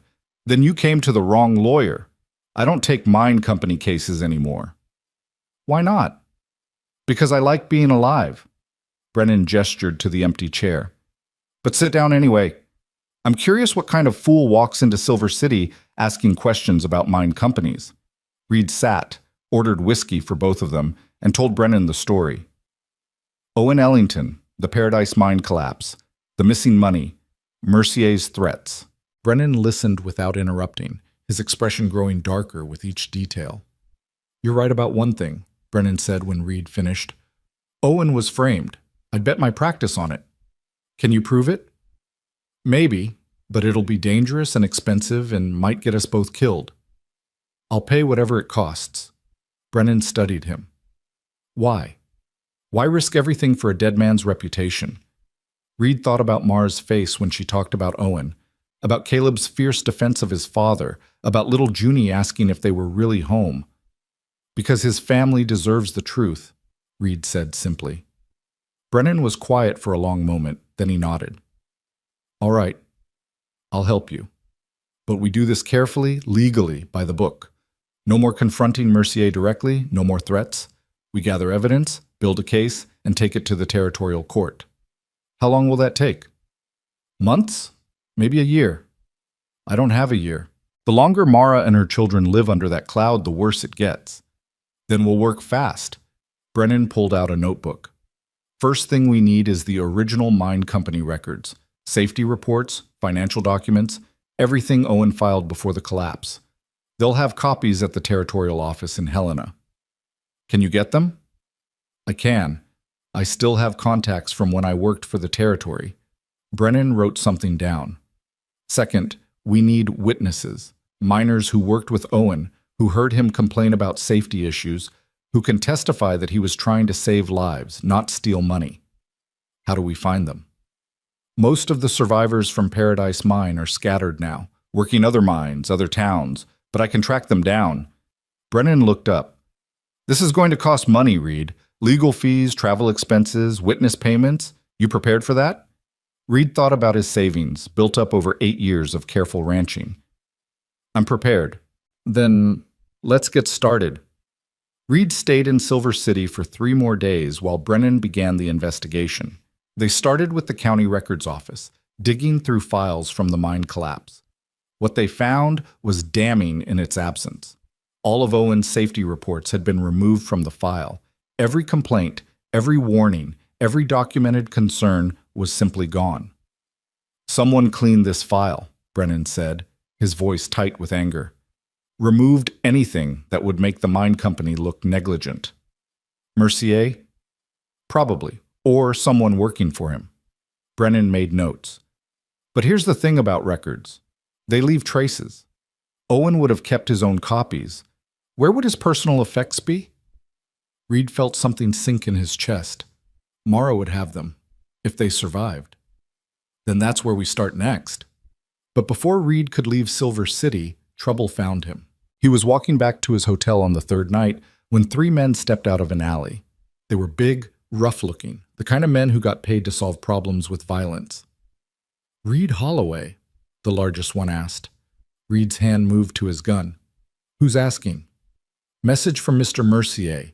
Stop asking questions about Paradise Mine. Stop bothering people. Go home and forget about Owen Ellington. And if I don't? The man smiled, showing broken teeth. Then we make sure you can't ask any more questions. Permanent-like. Reed's mind raced, calculating odds. 3 against 1, in a dark street with no witnesses. He could try to fight, but the smart move was to talk his way out. Tell Mercier I got his message, Reed said carefully. I'll think about it. Thinking time's over. We need your answer now. My answer is no. The men moved fast, but Reed was faster. He'd grown up fighting, learned to survive on the streets after Emma died, and he hadn't forgotten those lessons. He drew his gun as he moved, firing once into the ground between them. The shot echoed like thunder in the narrow street. The men froze. Next one goes center mass, Reed said, his voice steady despite his racing heart. Your choice. The leader's hand was on his own gun. You can't shoot all 3 of us. No, but I'll get you first. That a trade you're willing to make? The moment stretched out, taut and dangerous. Then voices sounded from the main street, people responding to the gunshot. The leader's eyes flicked toward the sound, calculating. "This ain't over," he said. "Yes, it is. Tell Mercier if he sends anyone after me again, I'll go straight to the territorial marshal. Tell him I got a lawyer now, got documentation, got witnesses. Tell him if anything happens to me, everything I know goes straight to the authorities. He touches me, he touches the widow Ellington or her children, and his whole operation comes down. Make sure he understands that." The men backed away, disappearing into the darkness. Reed kept his gun drawn until they were gone, then holstered it with shaking hands. His bluff had worked, but it had been close. Too close. He packed that night and left before dawn, riding hard for home. He'd been gone 6 days, and every mile that separated him from Mara and the children felt like a weight pressing on his chest. Mercier's threat echoed in his mind. Accidents happen, especially to people who don't know when to quit. Reed pushed his horse harder. He reached the ranch 3 days later, exhausted and filthy from hard travel. The sun was setting as he rode up, painting the house in gold and shadow. He'd never been so relieved to see anything in his life. Mara was on the porch before he'd even dismounted, her face pale with worry. "Thank God, I was so worried. You said a week and it's been 9 days, and I thought, I'm fine, everything's fine." But she was already checking him over, her hands quick and efficient. "You're hurt. There's blood on your shirt." "Not mine. There was some trouble, but I'm okay." "What kind of trouble?" Reed climbed down from his horse, feeling every mile in his bones. "The kind that means we were right. Mercier's guilty, and he knows we're coming for him." The children came running out then, Caleb cautious but clearly relieved, Junie launching herself at Reed with complete trust. He caught her, lifting her up despite his exhaustion. "You came back," she said, her arms tight around his neck. "Of course I came back. I promised, didn't I?" Some people break promises. Reed met Mara's eyes over her daughter's head and saw the truth there. Owen had promised to come home too, and he never did. "I don't break promises," Reed said firmly. "Remember that, Junie." That night, after the children were in bed, Reed told Mara everything. About Mercier, about Brennan, about the missing records and the men in the alley. She listened without interrupting, her face growing paler with each detail. "We're in danger," she said when he finished. "All of us. Not if we're smart. Brennan's working on getting the territorial records. Once we have those, once we can prove the mine company was negligent and Owen was right about the safety concerns, Mercier loses. He can't threaten us if the truth is already public." "How long?" "Brennan thinks maybe 3 weeks to get the documents. Then we file with the territorial court, and 3 weeks. Mara stood abruptly, pacing. "Reed, anything could happen in 3 weeks. Mercier could send more men. He could hurt the children. He won't. I made sure he knows that if anything happens to us, everything goes to the marshal. He's got too much to lose to risk it." "You don't know that." "You're right. I don't." Reed stood too, catching her hands. "But we're not running, Mara. We're not hiding. We're going to see this through." She pulled her hands away, her eyes blazing. "You had no right to put my children in danger for this." "I had every right. You're living in my house, under my protection. That means I decide what risks we take. They're my children. And they deserve to know their father wasn't a thief." Reed's voice rose despite himself. "They deserve to grow up without that shame following them. You think I don't know what it's like to carry that kind of burden? My mother died of shame as much as hunger. My sister died because no one would help a beggar woman's children. I won't let that happen to Caleb and Junie. I won't." Mara was crying now, furious and frightened. "What if you get them killed? What if your pride and your guilt and your need to fix everything gets my babies killed?" "That won't happen." "You can't promise that." "No, I can't." Reed's voice dropped. "But I can promise that I'll die before I let anything hurt them. I can promise that every decision I make is about keeping them safe. And I can promise that hiding and running and living in fear isn't a life worth living. Your children need more than survival, Mara. They need hope. They need justice. They need to know their father died a hero, not a thief." She stared at him, tears streaming down her face. "I'm so scared." "I know. Me too." Mara collapsed into a chair, her head in her hands. Reed knelt beside her, not touching, just being present. When Owen died, she said quietly, I thought that was the worst thing that could happen. Thought nothing could hurt more than that. But watching my children starve, watching them suffer, knowing I couldn't protect them from the world, that was worse. So much worse. You did protect them. You kept them alive. Barely. And now you're asking me to risk them again. I'm asking you to trust me, to believe that this is the right thing to do, even though it's scary. Reed waited until she looked at him. Your children are already at risk, Mara. Every day they live with Owen's name marked as a thief. They're in danger. Danger of growing up ashamed, of being treated as less, of never escaping that shadow. I'm trying to give them a future free of that. A life where they can hold their heads up and say, my father was a good man. Isn't that worth fighting for? Mara wiped her eyes. What if we lose? Then we lose, but at least we tried. She was quiet for a long time, staring into the fire. Finally she spoke. Owen kept copies of everything. All his reports, all his complaints, all his documentation. He had a ledger where he tracked every safety violation, every conversation with management, every time they ignored his warnings. Reed's heart leaped. Where is it? Hidden. After he died, after they accused him of theft, I hid it. Didn't want the mine company to find it and destroy it. Where? Mara looked at him. That's what I need to tell you. It's in Clemens Ridge, buried behind the church, under a marker stone. I did it at night. Didn't tell anyone. It's been there for over a year. We need to get it.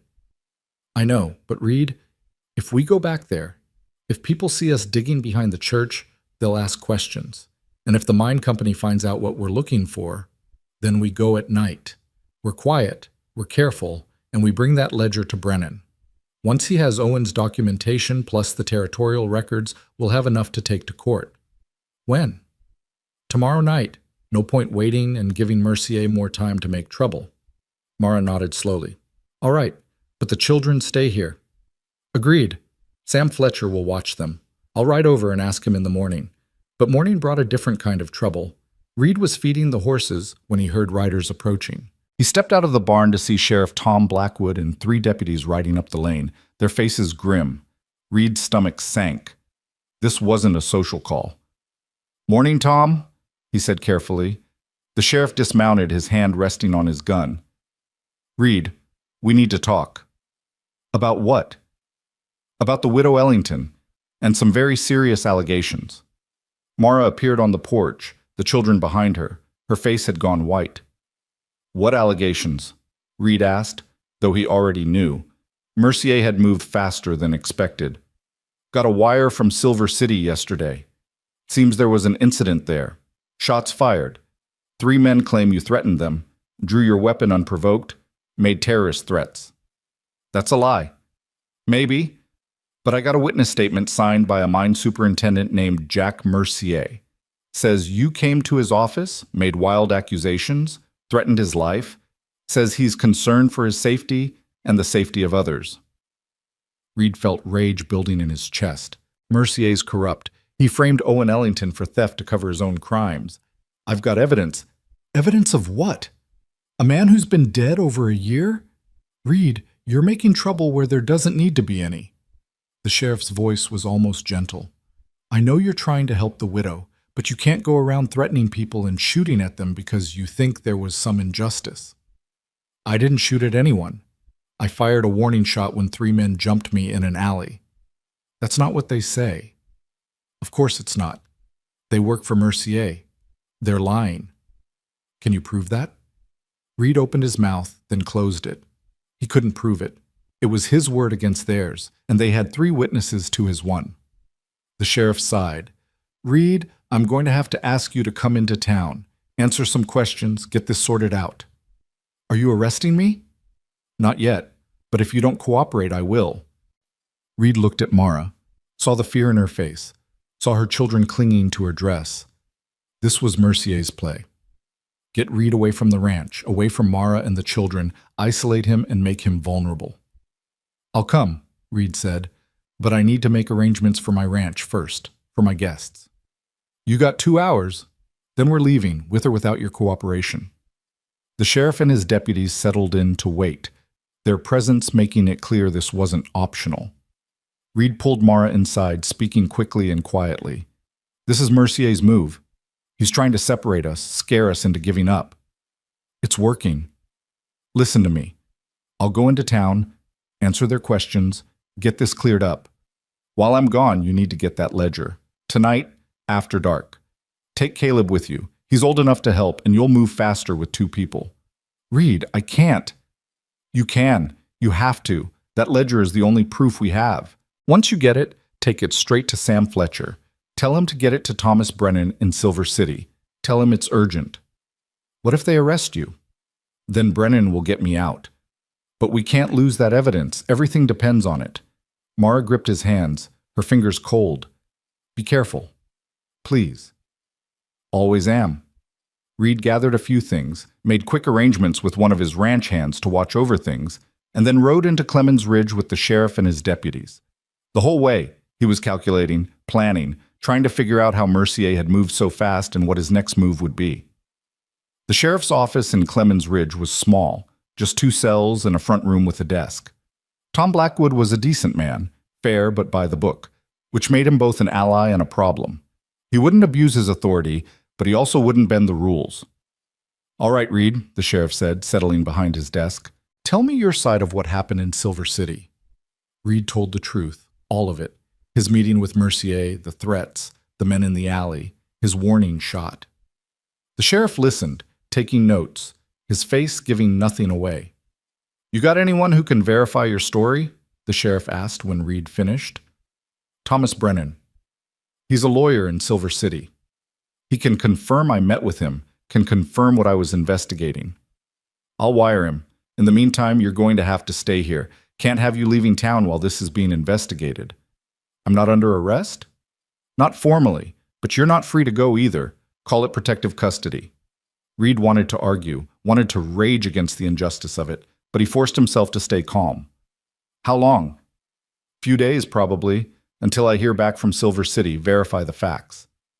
Few days. That should be enough time for Mara to get the ledger and get it to Brennan. Should be. Unless something went wrong. That night, locked in a cell that smelled of old sweat and desperation, Reed lay awake staring at the ceiling and praying that Mara would be safe, that she'd get Owen's ledger, that nothing would go wrong. But in his gut, he knew that something already had. Miles away at the ranch, Mara was making her own calculations. She stood at the window long after dark had fallen, watching the road for any sign of movement, any hint of danger. Junie was finally asleep after crying for Reed, and Caleb sat at the kitchen table pretending to read, but really just watching his mother with worried eyes. We're going into town, Mara said finally, her decision made. Caleb looked up. Now? At night? Yes, I need to get something, and we need to do it while it's dark. She moved to him, kneeling so they were eye level. This is important, Caleb. This is about your father, about clearing his name. Can you be brave for me? The boy's chin lifted, so much like Owen it made her heart ache. I can be brave. Good. Get your coat, warm clothes. We'll take the wagon. What about Junie? Mara looked toward the bedroom where her daughter slept. Taking Junie meant slower travel, more risk of her crying or making noise. But leaving her alone at the ranch, even for a few hours, was unthinkable. We take her with us. I'll wrap her warm and she can sleep in the wagon. They prepared quickly and quietly. Mara hitched Reed's gentlest horse to the small wagon, settled Junie into a nest of blankets where she barely stirred, and helped Caleb climb up beside her. The night was cold and clear, stars scattered across the sky like broken glass, the moon a thin crescent that gave just enough light to see by. The ride to Clemens Ridge took 2 hours. Mara kept the horse at a steady walk, avoiding anything that might wake Junie or attract attention. Beside her, Caleb sat silent and watchful, his small body tense with the responsibility she'd given him. Tell me about Papa, he said suddenly, about when he was working at the mine. Mara's throat tightened, but she welcomed the distraction from her fear. Your papa was the bravest man I ever knew. He wasn't afraid of hard work, wasn't afraid of speaking up when he saw something wrong. Is that why they said he was a thief? Because he spoke up? Yes. The people running the mine were cutting corners, making things dangerous for the workers. Your papa documented everything, tried to make them fix it. They didn't like that. So they lied about him. Yes. Caleb was quiet for a moment. Mr. Holloway believes Papa was good. He does. Do you think Mr. Holloway will come back, or will he disappear like Papa did? The question hit Mara like a physical blow. She pulled the wagon to a stop, turning to face her son in the darkness. Caleb, your Papa didn't disappear. He died trying to save people. That's not the same thing. But he's still gone, and now Mr. Holloway's gone too. Reed will come back, he promised. But you can't know that, not for sure. Mara wanted to argue, to promise with certainty that Reed would return, but she'd learned the hard way that the world didn't care about promises. No, she said honestly. I can't know for sure, but I believe he will.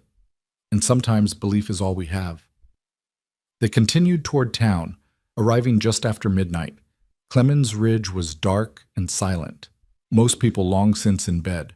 Mara guided the wagon to the edge of town, near the church, but not too close, and set the brake. Stay here with Junie, she told Caleb. Keep her quiet if she wakes. I'll be back as soon as I can. I should come with you. No, I need you here, protecting your sister. Can you do that? Caleb nodded, his face pale, but determined in the moonlight. Mara squeezed his hand once, then climbed down from the wagon, taking the small shovel she'd brought from Reed's barn. The church stood dark against the starlit sky, its white paint ghostly in the dim light. Mara moved quickly around to the back, counting her steps from the corner the way she'd memorized. 10 steps east, 5 steps north. There, half hidden by winter-dead grass, was the marker stone. Just a flat rock, nothing special, nothing that would draw attention. Mara knelt and began to dig. The ground was partially frozen, making the work harder than she'd anticipated. Her hands grew numb despite her gloves, her breath coming in white clouds, but she kept digging. 1 foot down. 2 feet. The shovel hit something solid. The wooden box was smaller than she remembered, wrapped in oilcloth to protect it from moisture. Mara pulled it free with shaking hands, brushing off the dirt, her heart pounding. Inside would be Owen's ledger, his careful documentation of every safety violation, every ignored warning, every corner cut. Inside would be the truth. Well, what do we have here? Mara's blood turned to ice. She spun around to find Gerald Morrison standing behind her, and he wasn't alone. 2 other men flanked him, both large and mean-looking in the moonlight. Mrs. Ellington, Morrison said, his voice oily with false concern. What are you doing out here at this hour? Digging up graves? Or perhaps digging up evidence? Mara clutched the box to her chest, her mind racing. This is none of your business, Mr. Morrison. Oh, but it is my business. See, I've been keeping an eye on you. Ever since Reed Holloway took you in, I've been watching. And when I heard he'd been arrested in Silver City for threatening a mine superintendent, I got to thinking, what would a desperate widow do if her protector was locked up? What might she try to retrieve? How did you know us? About the ledger? Come now, Mrs. Ellington. You think you're the only one with eyes and ears? The mine company's been looking for Owen's records since the day he died. They knew he kept copies of everything. They just didn't know where. Morrison smiled, showing too many teeth. But I've been patient. Knew eventually you'd lead me right to it. Mara started backing toward the wagon, but the 2 men moved to block her path. She was trapped. Give me the box, Morrison said, extending his hand. No. Mara, don't be foolish. You're a widow with 2 small children and no protection. Reed's in jail, probably going to stay there a good long while. You've got nowhere to go, no one to help you. Give me the box, and maybe I can convince the mine company to be merciful. Merciful? You mean like they were merciful to Owen? Like they were merciful when they let us starve rather than pay his death benefit? Morrison's expression hardened. Your husband was a thief who got what he deserved. Now give me that box before someone gets hurt. Mara looked at the men blocking her path, calculated her chances of breaking through, and knew they were almost 0. But she also knew that if she gave up Owen's ledger, gave up the only evidence they had, then everything Reed had risked would be for nothing. Her husband's name would stay tarnished forever. Her children would grow up carrying that shame. She turned and ran. Not toward the wagon, where Caleb and Junie were vulnerable, but toward the church itself, toward the main street, toward anywhere there might be people or witnesses. Her boots slipped on the frozen ground, and she nearly fell, but she kept running, clutching the box like it was her children's future, which it was. She heard Morrison shouting behind her, heard heavy footsteps pursuing, but she didn't look back. The main street was ahead, just 100 yards. If she could just reach it. A hand grabbed her shoulder, spinning her around. She fell hard, the box flying from her grip, landing in the dirt a few feet away. One of Morrison's men loomed over her, reaching for the box. "No!" Mara lunged for it, her fingers closing around the oilcloth just as the man's boot came down, pinning her hand to the ground. Pain exploded up her arm. She cried out, trying to pull free, but the man just pressed harder. Morrison appeared above her, reaching down for the box. Stupid woman. All this trouble for a dead man's lies. They're not lies. Mara's voice was raw with pain and fury. Owen documented everything, every violation, every warning, every time you and your friends chose profit over lives. It's all there, and when people see it, they'll know the truth. No one's going to see anything. Morrison pulled the box from her grip, clutching it triumphantly. This evidence is going to disappear, just like Owen's other copies disappeared. And you're going to forget you ever had it. The hell she is, the voice came from the darkness behind Morrison, cold and sharp as a knife.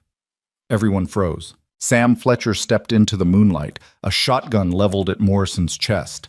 Behind him were two other men from town, both armed. "Let her up," Sam said quietly, "and give back that box." Morrison's face twisted with rage and fear. "This doesn't concern you, Fletcher." "Wrong. Mara's under Reed Holloway's protection, which makes her my concern. And you just assaulted a widow in front of witnesses, so you got two choices.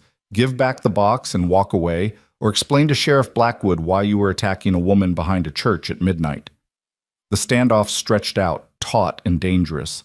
Finally, Morrison dropped the box in the dirt and stepped back, his hands raised. "This isn't over," he said. "Yeah, it is." Sam kept his shotgun trained on Morrison while one of his companions helped Mara to her feet. "You and your friends are going to leave now. And if I hear about you bothering Mrs. Ellington again, if I hear about anyone from the mine company harassing her or her children, I'm going straight to the territorial marshal with what I know about Paradise Mine. You understand me?"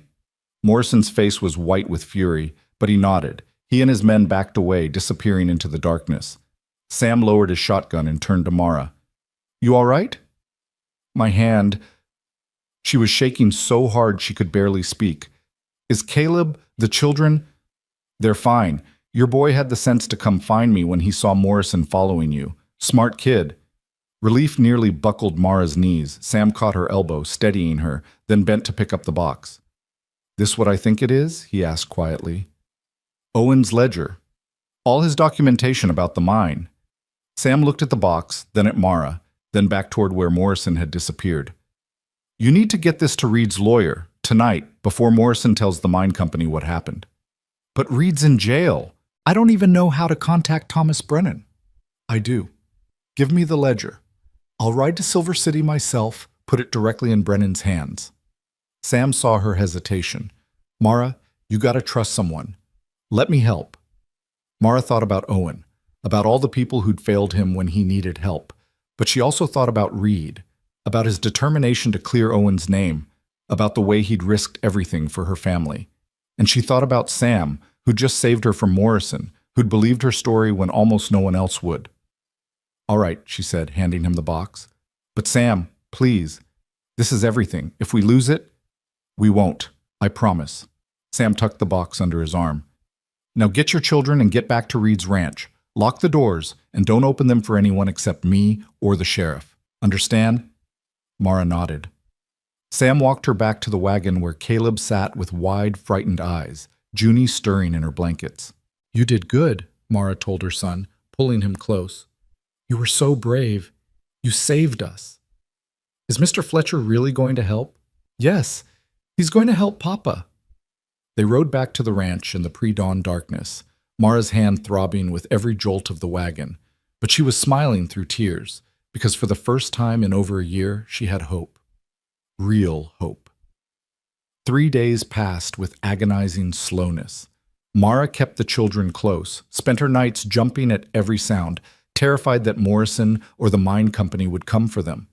But the ranch stayed quiet, peaceful, only the normal sounds of horses and wind and winter settling in. On the morning of the fourth day, a rider appeared on the horizon. Mara's heart leaped with equal parts hope and fear until she recognized the horse. Reed. He rode into the yard looking exhausted and filthy, but alive. Mara ran to him before he'd even dismounted, and for a moment she forgot propriety, forgot everything except relief. She wrapped her arms around him, holding tight. "You're back," she said, her voice muffled against his coat. "You're really back." Reed's arms came around her, tentative at first, then stronger. "Told you I would be." The children came running then, Junie launching herself at Reed with complete abandon, Caleb more reserved but clearly relieved. They all stood there in the yard for a long moment, a tangle of relief and exhaustion and something that felt dangerously like family.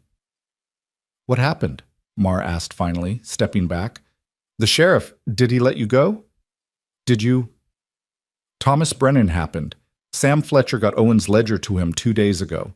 Brennan went straight to the territorial court with it, filed charges against Jack Mercier for fraud, negligence, and falsifying records. The court issued a warrant for Mercier's arrest and sent word to Sheriff Blackwood to release me immediately. Mara's hand flew to her mouth.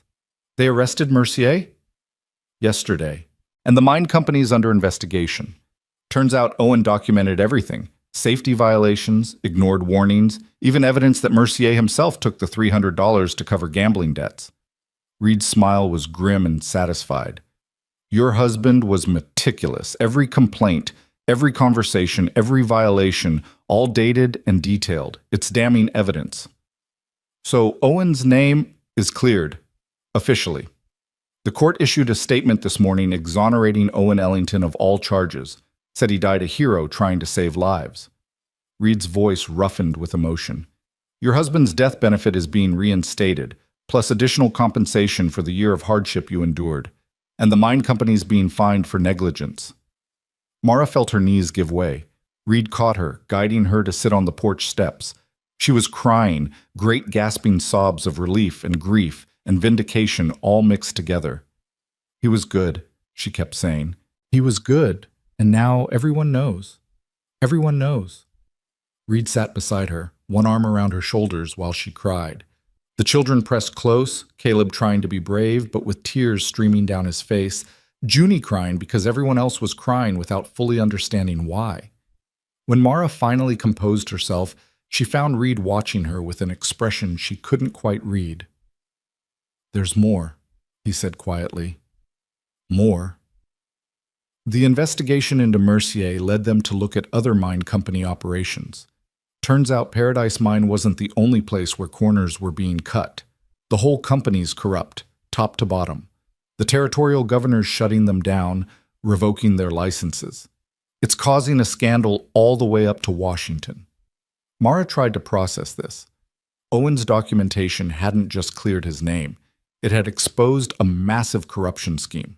Her husband's careful record-keeping, his insistence on truth, had brought down an entire corrupt operation. "He'd be proud," she said softly. "Owen. He'd be so proud that his records helped other miners, helped protect other families. He should be. He saved lives, Mara. Not just the day he died, but with what he left behind."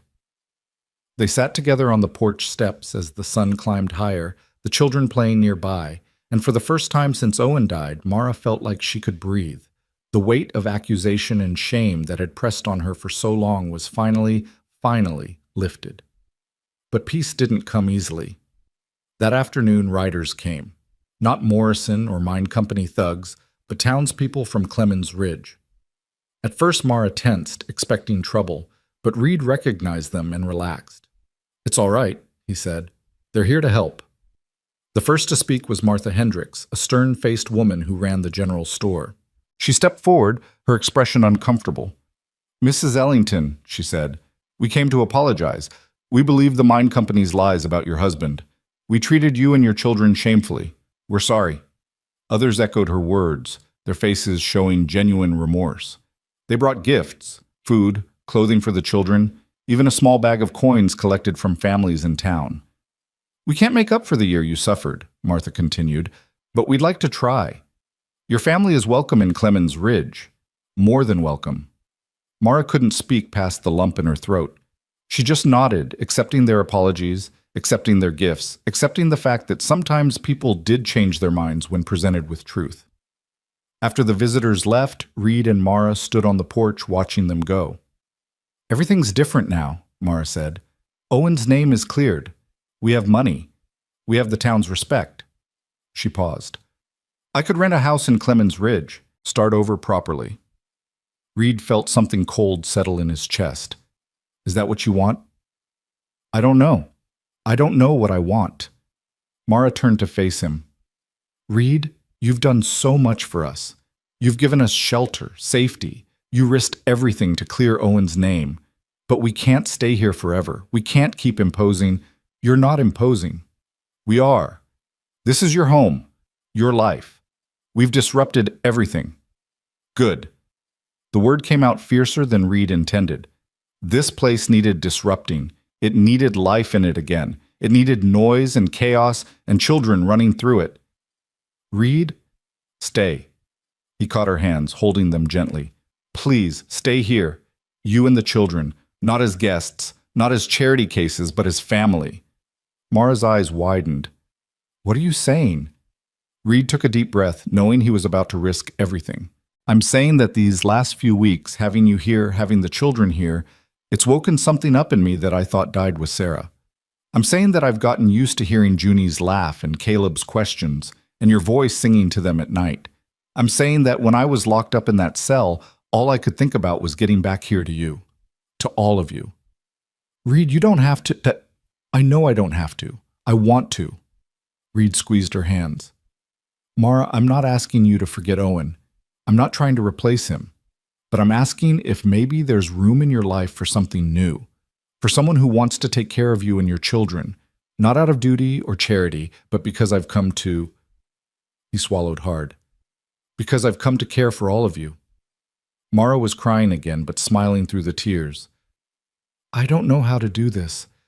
How to move forward. It feels like betraying Owen's memory." "Owen would want you to be happy, would want his children taken care of, would want them growing up with someone who loves them." Reed paused. "And I do love them, Mara. Somewhere along the way, I fell in love with your children, and with you." The words hung in the cold air between them. Mara stared at him, her face showing shock and fear, and something that might have been hope. "I'm broken," she whispered. "I'm damaged and scared, and I don't know if I have anything left to give." "Then we'll be broken together. We'll figure it out together." Reed pulled her closer. "I'm not asking for an answer today. I'm just asking you to think about it, about staying, about building something new here." Before Mara could respond, Junie came running around the corner, her face bright with excitement. "Mama, Caleb found a bird's nest in the barn. Can we keep it?" The moment shattered into ordinary life. Mara wiped her eyes, composed herself, and turned to her daughter. "Let's go look at it together." But as they walked toward the barn, she reached back and took Reed's hand, holding it tight. That night, while the children slept, Reed and Mara sat by the fire talking. Really talking, for the first time since she'd arrived. She told him about her life with Owen, about their courtship and marriage, about the joy of having children and the terror of losing him. Reed told her about Sarah, about their dreams for the ranch, about the emptiness that had consumed him after her death. "I never thought I'd feel anything again," Reed admitted. "Never thought I'd want to. It hurt less to be numb." "I know that feeling. But then I saw you and your children eating scraps in that alley, and something just broke open. Or maybe woke up, I don't know. All I know is that I couldn't walk away." "I'm glad you didn't." Mara stared into the fire. "Reed, I need time. I need to figure out who I am without being Owen's wife. I need to teach my children how to be happy again. I need time." "I know. Take all you need. But I want you to know that I feel something too. Something that scares me because it feels like moving on, like leaving Owen behind. But he's not here, and you are. And my children are starting to smile again because of you." Reed reached over and took her hand. "We'll go slow. Figure it out as we go." "Slow sounds good." They sat together in comfortable silence, hands intertwined, while the fire burned low and the night deepened around them. Outside, the first snow of December began to fall, soft and silent, covering the ranch in white. Inside, in the warmth and light, two broken people were beginning to heal. Two families separated by loss were starting to become one family united by hope. It wouldn't be easy. They'd have setbacks and doubts, and days when the past seemed more real than the future. But they'd face it together, this quiet rancher and determined widow, these children who'd learned too young what it meant to survive. And slowly, carefully, in the way of all healing things, they'd build something new from the broken pieces of what they'd lost. Something that looked a lot like home. Winter settled over the ranch like a blessing and a test all at once. The snow that had begun falling that night continued through the weeks, transforming the Montana landscape into something clean and new, as if the world itself was offering them a fresh start. But beneath the beauty, Reed knew that decisions still needed to be made, words still needed to be spoken, and the future still hung uncertain between them. The children adapted faster than the adults. Caleb began helping Reed with the horses every morning, his small hands learning to be gentle and firm at the same time, his questions endless and eager. Junie followed Mara everywhere, her laughter gradually replacing the fearful silence that had marked her first weeks at the ranch. At night, they no longer woke screaming from nightmares of cold and hunger. They slept peacefully, safely, in beds that had become theirs. But Mara moved through the house like someone still waiting for permission to stay, still expecting the dream to shatter. She cooked and cleaned and cared for the children with fierce devotion, but Reed could see her holding back, keeping walls up, protecting herself against the possibility of another loss. 3 weeks after Reed returned from jail, on a morning bright with sun reflecting off fresh snow, everything changed again. A rider came up the lane carrying official-looking documents. Reed met him on the porch, Mara standing just inside the doorway, her body tense with old fears. "Reed Holloway?" the rider asked. "That's me. Got papers from the territorial court. Need your signature." The man handed over a thick envelope, waited while Reed signed for it, then rode off without ceremony. Reed opened the envelope with Mara watching anxiously. Inside were legal documents, official seals, and a letter from Thomas Brennan. Reed read quickly, his expression shifting from confusion to shock to something like joy. "What is it?" Mara asked, unable to bear the silence. "It's from the court. About the mine company settlement." Reed looked up at her, his eyes bright. "Mara, they're not just giving you Owen's death benefit. The court ruled that the mine company's negligence directly caused his death and the deaths of the other 6 men. They're awarding damages. Significant damages." "How much?" Reed showed her the number. Mara went pale, reaching for the doorframe to steady herself. That's not possible. That's more money than Owen would have made in 10 years. It's what you're owed, what you and every other widow is owed. The court's splitting the settlement between all 7 families. Reed kept reading. And there's more. The territorial governor wants to honor Owen posthumously. There's going to be a ceremony in Helena next month. They're calling him a hero, Mara. They want to recognize what he did, how his documentation helped expose the corruption. Mara sank down onto the porch step, the papers trembling in her hands. "I don't want ceremonies. I don't want recognition. I just want—" Her voice broke. "I just wanted people to know he was good, that he wasn't a thief, that he died trying to save lives. Now they will. Everyone will know. But he's still gone.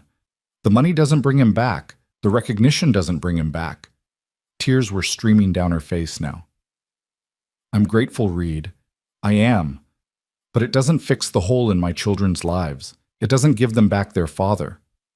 Reed sat down beside her, not touching, just being present. "No, nothing can do that. But it gives them security. It gives them a future. It gives them the ability to hold their heads up and be proud of who their father was." I know that. It's just—" Mara wiped her eyes roughly. "It's just that some part of me has been so angry at Owen for dying, for leaving us alone, for choosing to be heroic instead of choosing to stay safe for his family. And now everyone's calling him a hero, and I'm supposed to be proud, but all I feel is angry and guilty and confused. That's okay. You're allowed to feel all those things. Am I? Am I allowed to be furious with my dead husband for getting himself killed? Am I allowed to wish he'd been a coward who ran instead of a hero who died? Yes, you're allowed to feel whatever you feel. There's no right way to grieve. Mara let out a shaking breath. Sometimes I can't even remember his face clearly anymore. I have to look at the photograph to remember exactly what he looked like. And that terrifies me. What if I forget him completely? What if my children forget him? They won't forget. You won't let them. Reed chose his next words carefully. But Mara, remembering Owen doesn't mean you have to stop living. Honoring his memory doesn't mean you have to stay frozen in the moment he died. She looked at him then, really looked at him, and Reed saw something raw and vulnerable in her expression. I'm scared. I'm terrified of being happy again, because what if I lose it? What if I let myself care about you and something happens and I have to go through this all over again? You might. That's the risk of caring about anyone. Reed took her hand, gentle but firm. But Mara, you're already going through it. You're already scared. The question is whether you're going to let that fear keep you from living or whether you're going to choose to live anyway. Before Mara could respond, Caleb appeared in the doorway. Mama, is everything okay? Are we in trouble? Mara quickly wiped her eyes and summoned a smile. No, baby, everything's fine. Actually, everything's wonderful. Come here.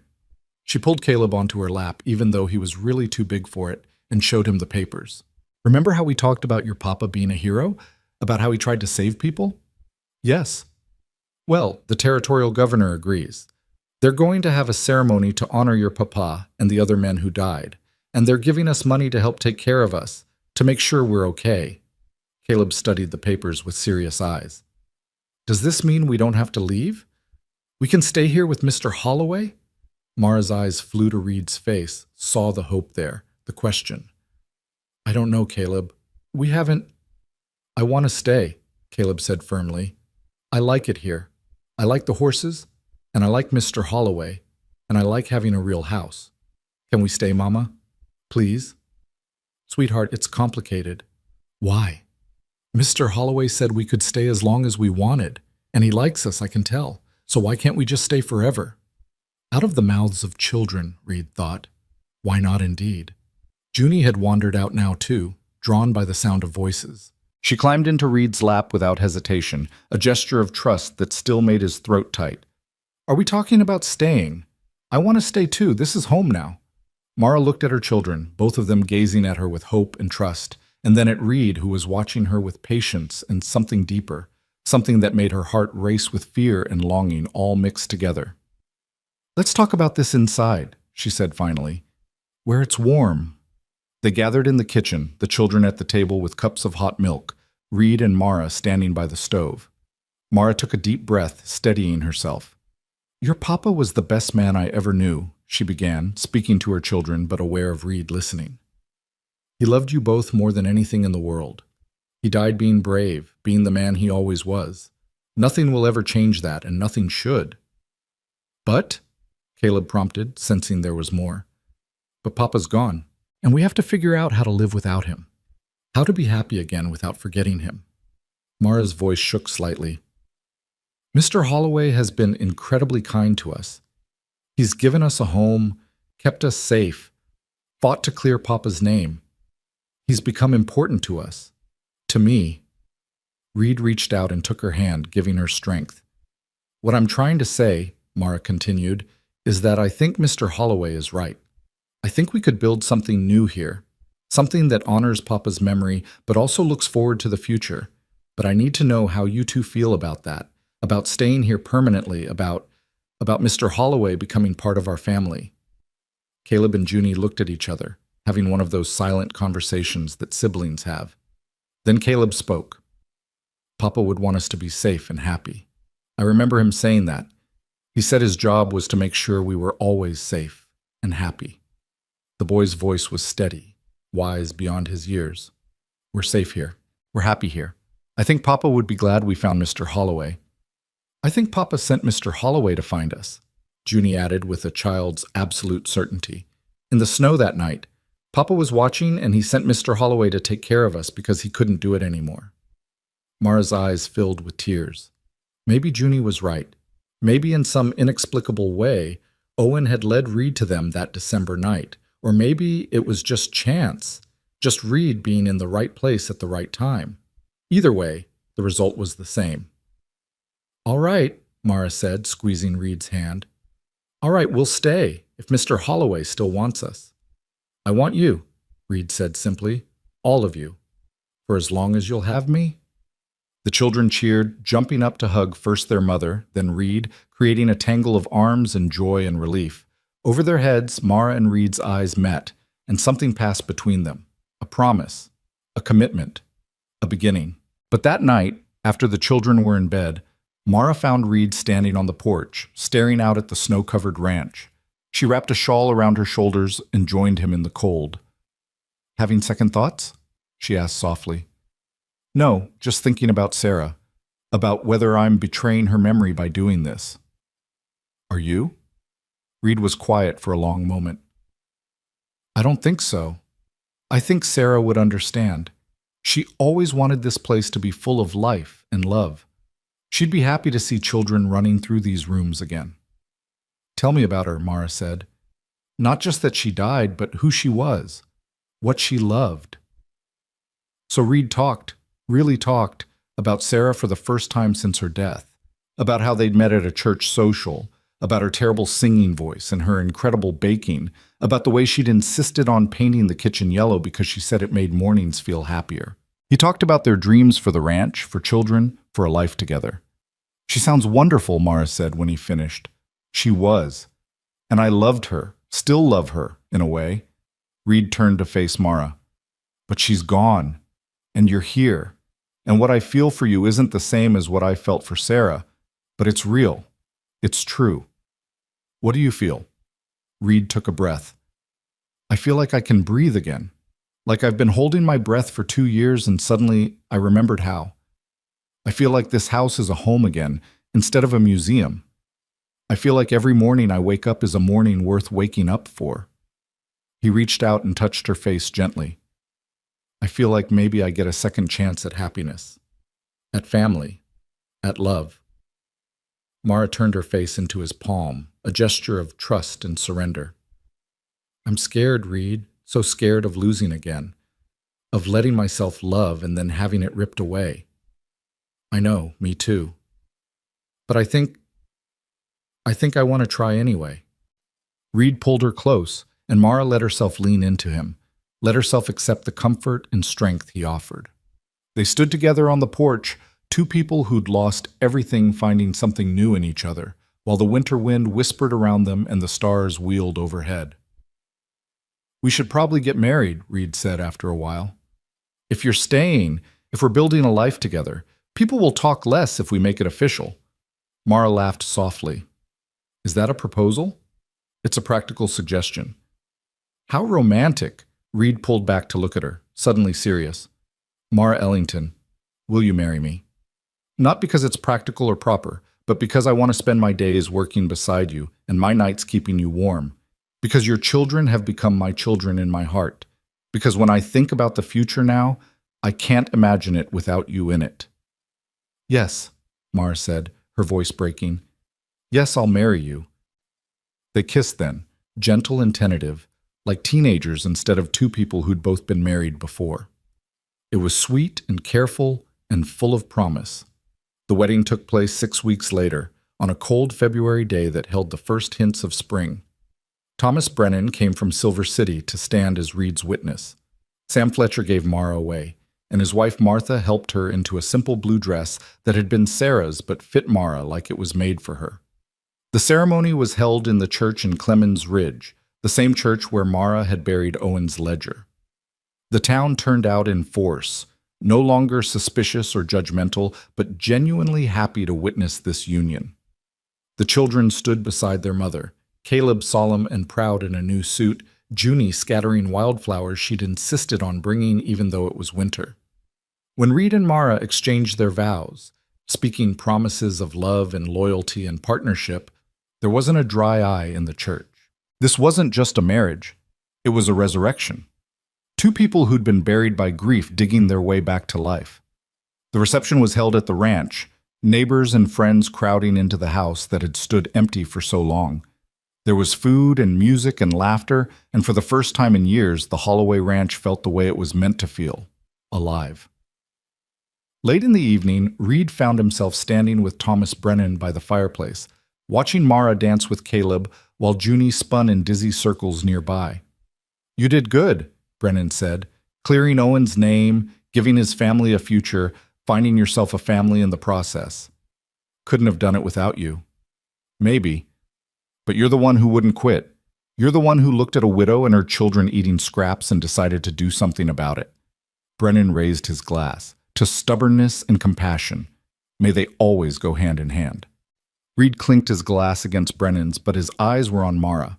She looked up then, as if feeling his gaze, and smiled at him across the room. A smile full of joy and peace and hope. Later, after the guests had left and the children were asleep, Reed and Mara stood together in the bedroom that was now theirs. Their wedding night felt both momentous and ordinary, weighted with significance, but also comfortable, easy, right. "I never thought I'd be here," Mara said, looking around the room that had been Sarah's, that was now hers. "Never thought I'd feel safe again, feel happy again." "Neither did I." She turned to face him. "I want you to know something. This doesn't erase Owen.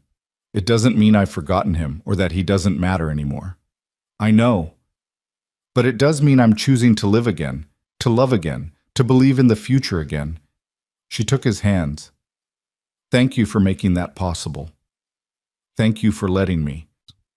They came together then, two broken people made whole not by forgetting the past, but by choosing to build a future anyway. In the darkness of that February night, in the house that had known so much loss, love bloomed again, different than before, but no less real. Spring came early that year, as if the land itself was eager to shake off winter's grip. The snow melted, revealing brown grass that would soon turn green. Birds returned, building nests in the barn and trees, and in the pasture, 4 mares gave birth to foals that Caleb and Junie helped Reed care for with gentle, careful hands. Life settled into a rhythm on the Holloway ranch. Reed worked the horses. Mara kept the house and garden. The children grew stronger and more confident with each passing day. They were becoming a family in the truest sense, not bound by blood, but by choice, by shared hardship, by love that had been tested and proven true. One warm April morning, Reed found Mara standing at the kitchen window, her hand resting on her stomach, a secret smile on her face. "You all right?" he asked. "More than all right." She turned to face him, and he saw tears in her eyes, but they were happy tears.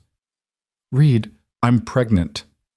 For a moment, Reed couldn't breathe, couldn't think. Sarah had died in childbirth. His son had never drawn breath. The fear of losing another wife, another child, crashed over him like a physical wave. Mara saw it in his face and crossed to him quickly, taking his hands. "I know you're scared. I'm scared too. But Reed, this is a good thing, a blessing, a new life for our new family. What if something happens? What if I lose you the way I lost Sarah? Then you'll survive it, the way you survived losing Sarah, the way I survived losing Owen." She squeezed his hands. "But nothing's going to happen. I'm strong, I'm healthy, and we'll get the best doctor in the territory to be there when the time comes." Reed pulled her close, holding her like she might disappear. "I can't lose you. I can't lose another family." "You won't. I promise." Mara pulled back to look at him. "This baby is a sign, Reed. A sign that life goes on, that joy can come after sorrow, that our family is growing, not ending." She was right. Reed knew she was right, but the fear lingered, a shadow over the joy he should have been feeling. The children were ecstatic when they were told. Junie immediately began planning what the baby would need, chattering endlessly about cribs and clothes and whether it would be a brother or sister. Caleb was more reserved but clearly pleased, already imagining teaching the baby about horses the way Reed had taught him. As Mara's pregnancy progressed through spring into summer, the town of Clemens Ridge rallied around them. Women brought baby clothes and advice. Men helped Reed expand the house, adding a nursery. The community that had once shunned Mara now embraced her as one of their own. In late May, there was a ceremony in Helena, as promised. The territorial governor posthumously honored Owen Ellington and the 6 other men who died in the Paradise Mine collapse. Mara, Reed, and the children traveled to attend, along with the other widows and families. It was a bittersweet day. The governor's speech was moving, calling Owen a hero who'd sacrificed his life to save others, and whose documentation had exposed corruption and made mines safer across the territory. A memorial was unveiled, 7 names carved in stone, Owen's among them. Caleb stood very straight throughout the ceremony, his hand in his mother's, his face solemn. When it was over, he walked to the memorial and touched his father's name. "I'm proud of you, Papa," he said quietly.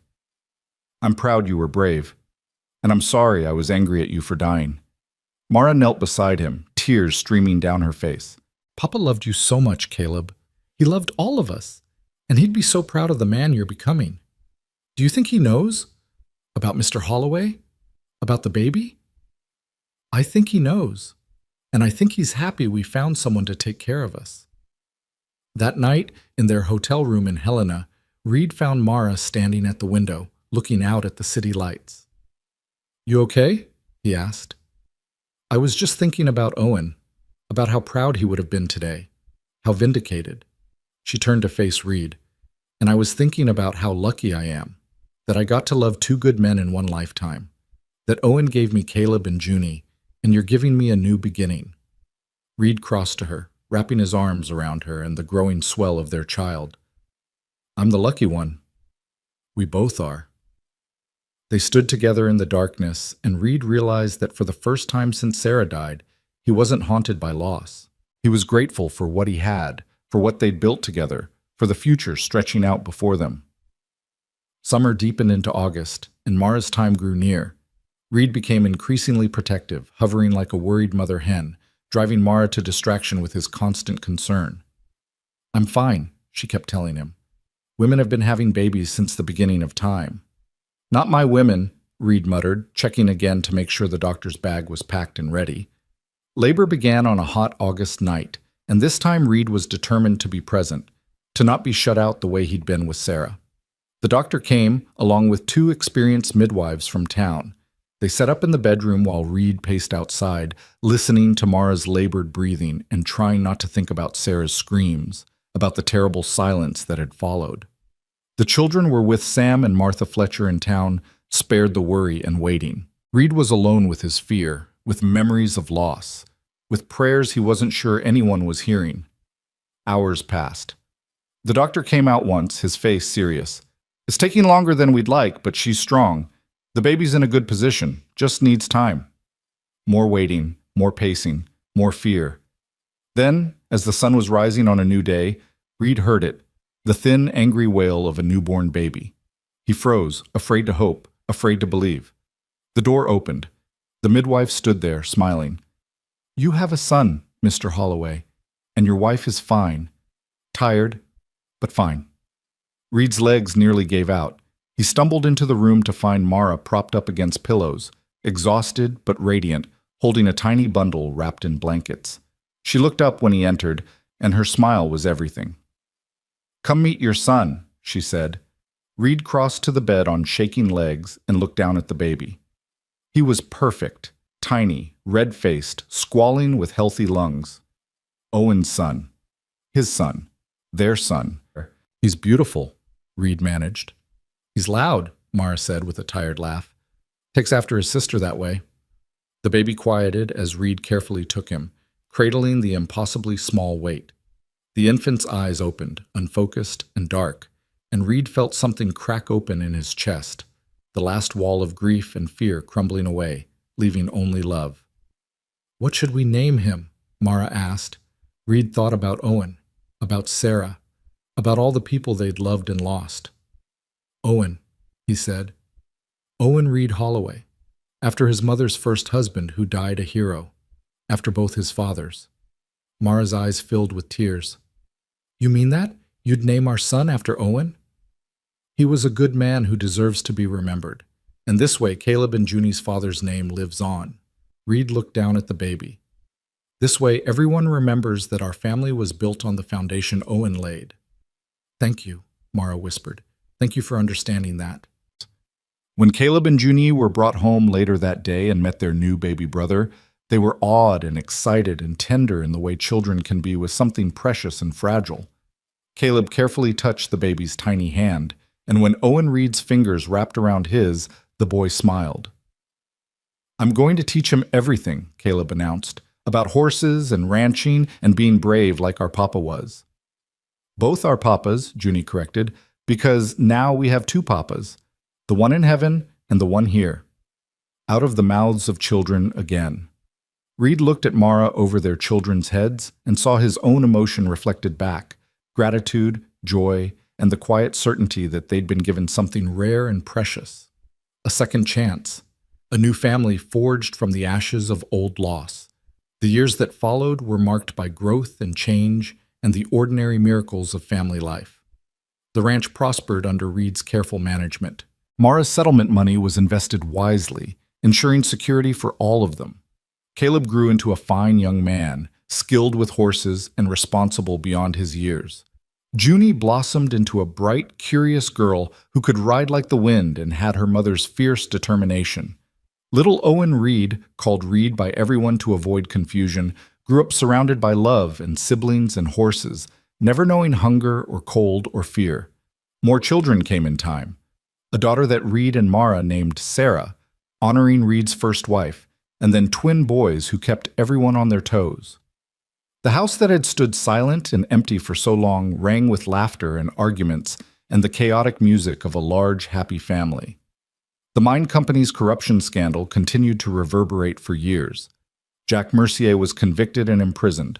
The company itself was dissolved, its assets sold off to pay settlements.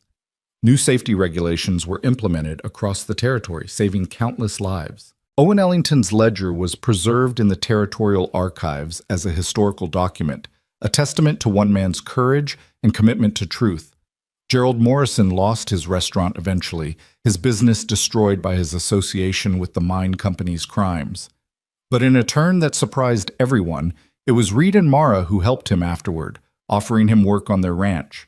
Morrison was humbled, chastened, and eventually became a loyal friend, proof that people could change when given the chance. Sam Fletcher remained a trusted friend and advisor. Thomas Brennan became young Owen Reed's godfather and a regular visitor to the ranch, always bringing books and stories from his travels. The ranch itself became something more than just Reed's home. It became a haven. When other families fell on hard times, when widows and orphans needed help, they found their way to the Holloway Ranch and were taken in, given work and dignity, and a chance to start over. It became known throughout Montana Territory as a place of second chances, a place where broken people could heal. 10 years after that December night when Reed found Mara and her children eating scraps behind a restaurant, he stood on the porch of his ranch house and looked out over the life they'd built. The pastures were full of horses. The barn was solid and well-maintained. The house was warm and loud with children and life. Mara came out to join him, her hair now showing threads of silver, her face marked by years of laughter and love. She slipped her hand into his, a gesture that had become as natural as breathing. "What are you thinking about?" she asked. "About that night. About how close I came to just walking past you, to letting you stay invisible." "But you didn't. You stopped. You saw us." "Best decision I ever made." Reed pulled her close. "You saved my life as much as I saved yours. We saved each other." They stood together in the fading light, watching their children play in the yard, all of them, biological and chosen, blood and heart. This was family. This was home. This was what they'd built from nothing, from loss, from the courage to try again. Inside the house, young Owen Reed, now 10 years old and the spitting image of the father he was named for, was asking Caleb questions about the famous grandfather he'd never met. Caleb, now 17 and soon to head off to university on a scholarship funded by the mine settlement, was showing him the photograph of Owen Ellington, telling him stories about a man who'd died a hero. "Our first papa," Owen Reed said, touching the photograph carefully. "Yes," Caleb confirmed. "The man who gave us our name and our pride, who taught us that doing the right thing matters, even when it's hard. And then Mr. Papa Reed, he found you and Mama and Junie? He found us eating garbage in an alley, and he said, 'Pack your things, we're going home.'" Caleb smiled at the memory, "And he brought us here. And everything changed." Owen Reed considered this, his young face serious. "So we're lucky." The luckiest, Caleb agreed. Outside on the porch, Reed and Mara heard this exchange and shared a look. They understand, Mara said softly. They understand that our family is special, that we chose each other. They do, and they'll carry that forward. They'll remember that family isn't just blood. It's choosing to love, choosing to stay, choosing to build something good even when the world's been hard. As the sun set over the Montana landscape, painting the sky in shades of gold and purple, the Holloway family gathered for dinner, all of them around one table. Reed and Mara, Caleb and Junie, young Owen Reed, little Sarah, the twins, and two other children they'd taken in that year when their parents died in a ranch accident. They said grace, thanking God for the food and for each other and for second chances. Then the chaos of a family meal began, passing dishes, telling stories, laughing, arguing, living. This was what Reed had chosen that December night when he stopped in a snow-filled alley, not just to feed 3 hungry people, but to save himself from a slow death of loneliness and grief. Not just to give Mara and her children a home, but to receive the gift of family he'd thought he'd lost forever. They'd survived storms both literal and metaphorical. They'd faced down corruption and cruelty. They'd fought for justice and won, but more importantly, they'd learned to love again after loss, to trust again after betrayal, to hope again after despair. The ranch house that night glowed with lamplight, warm and welcoming in the darkness. Inside, a family ate and laughed and loved. A family built not from blood alone, but from courage, compassion, and the simple act of one man who wouldn't look away from suffering.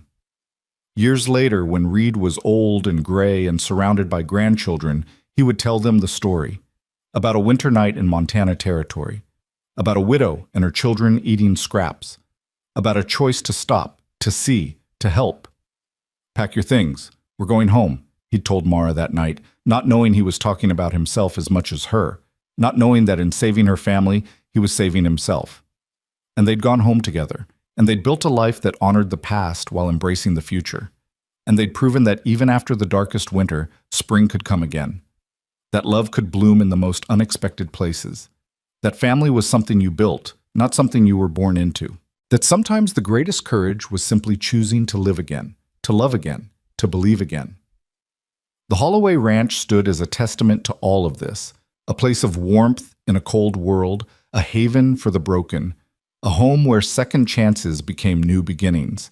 And it all started with a cowboy who looked at a desperate widow and said the words that would change 5 lives forever. "Pack your things. We're going home." And they did. And they were.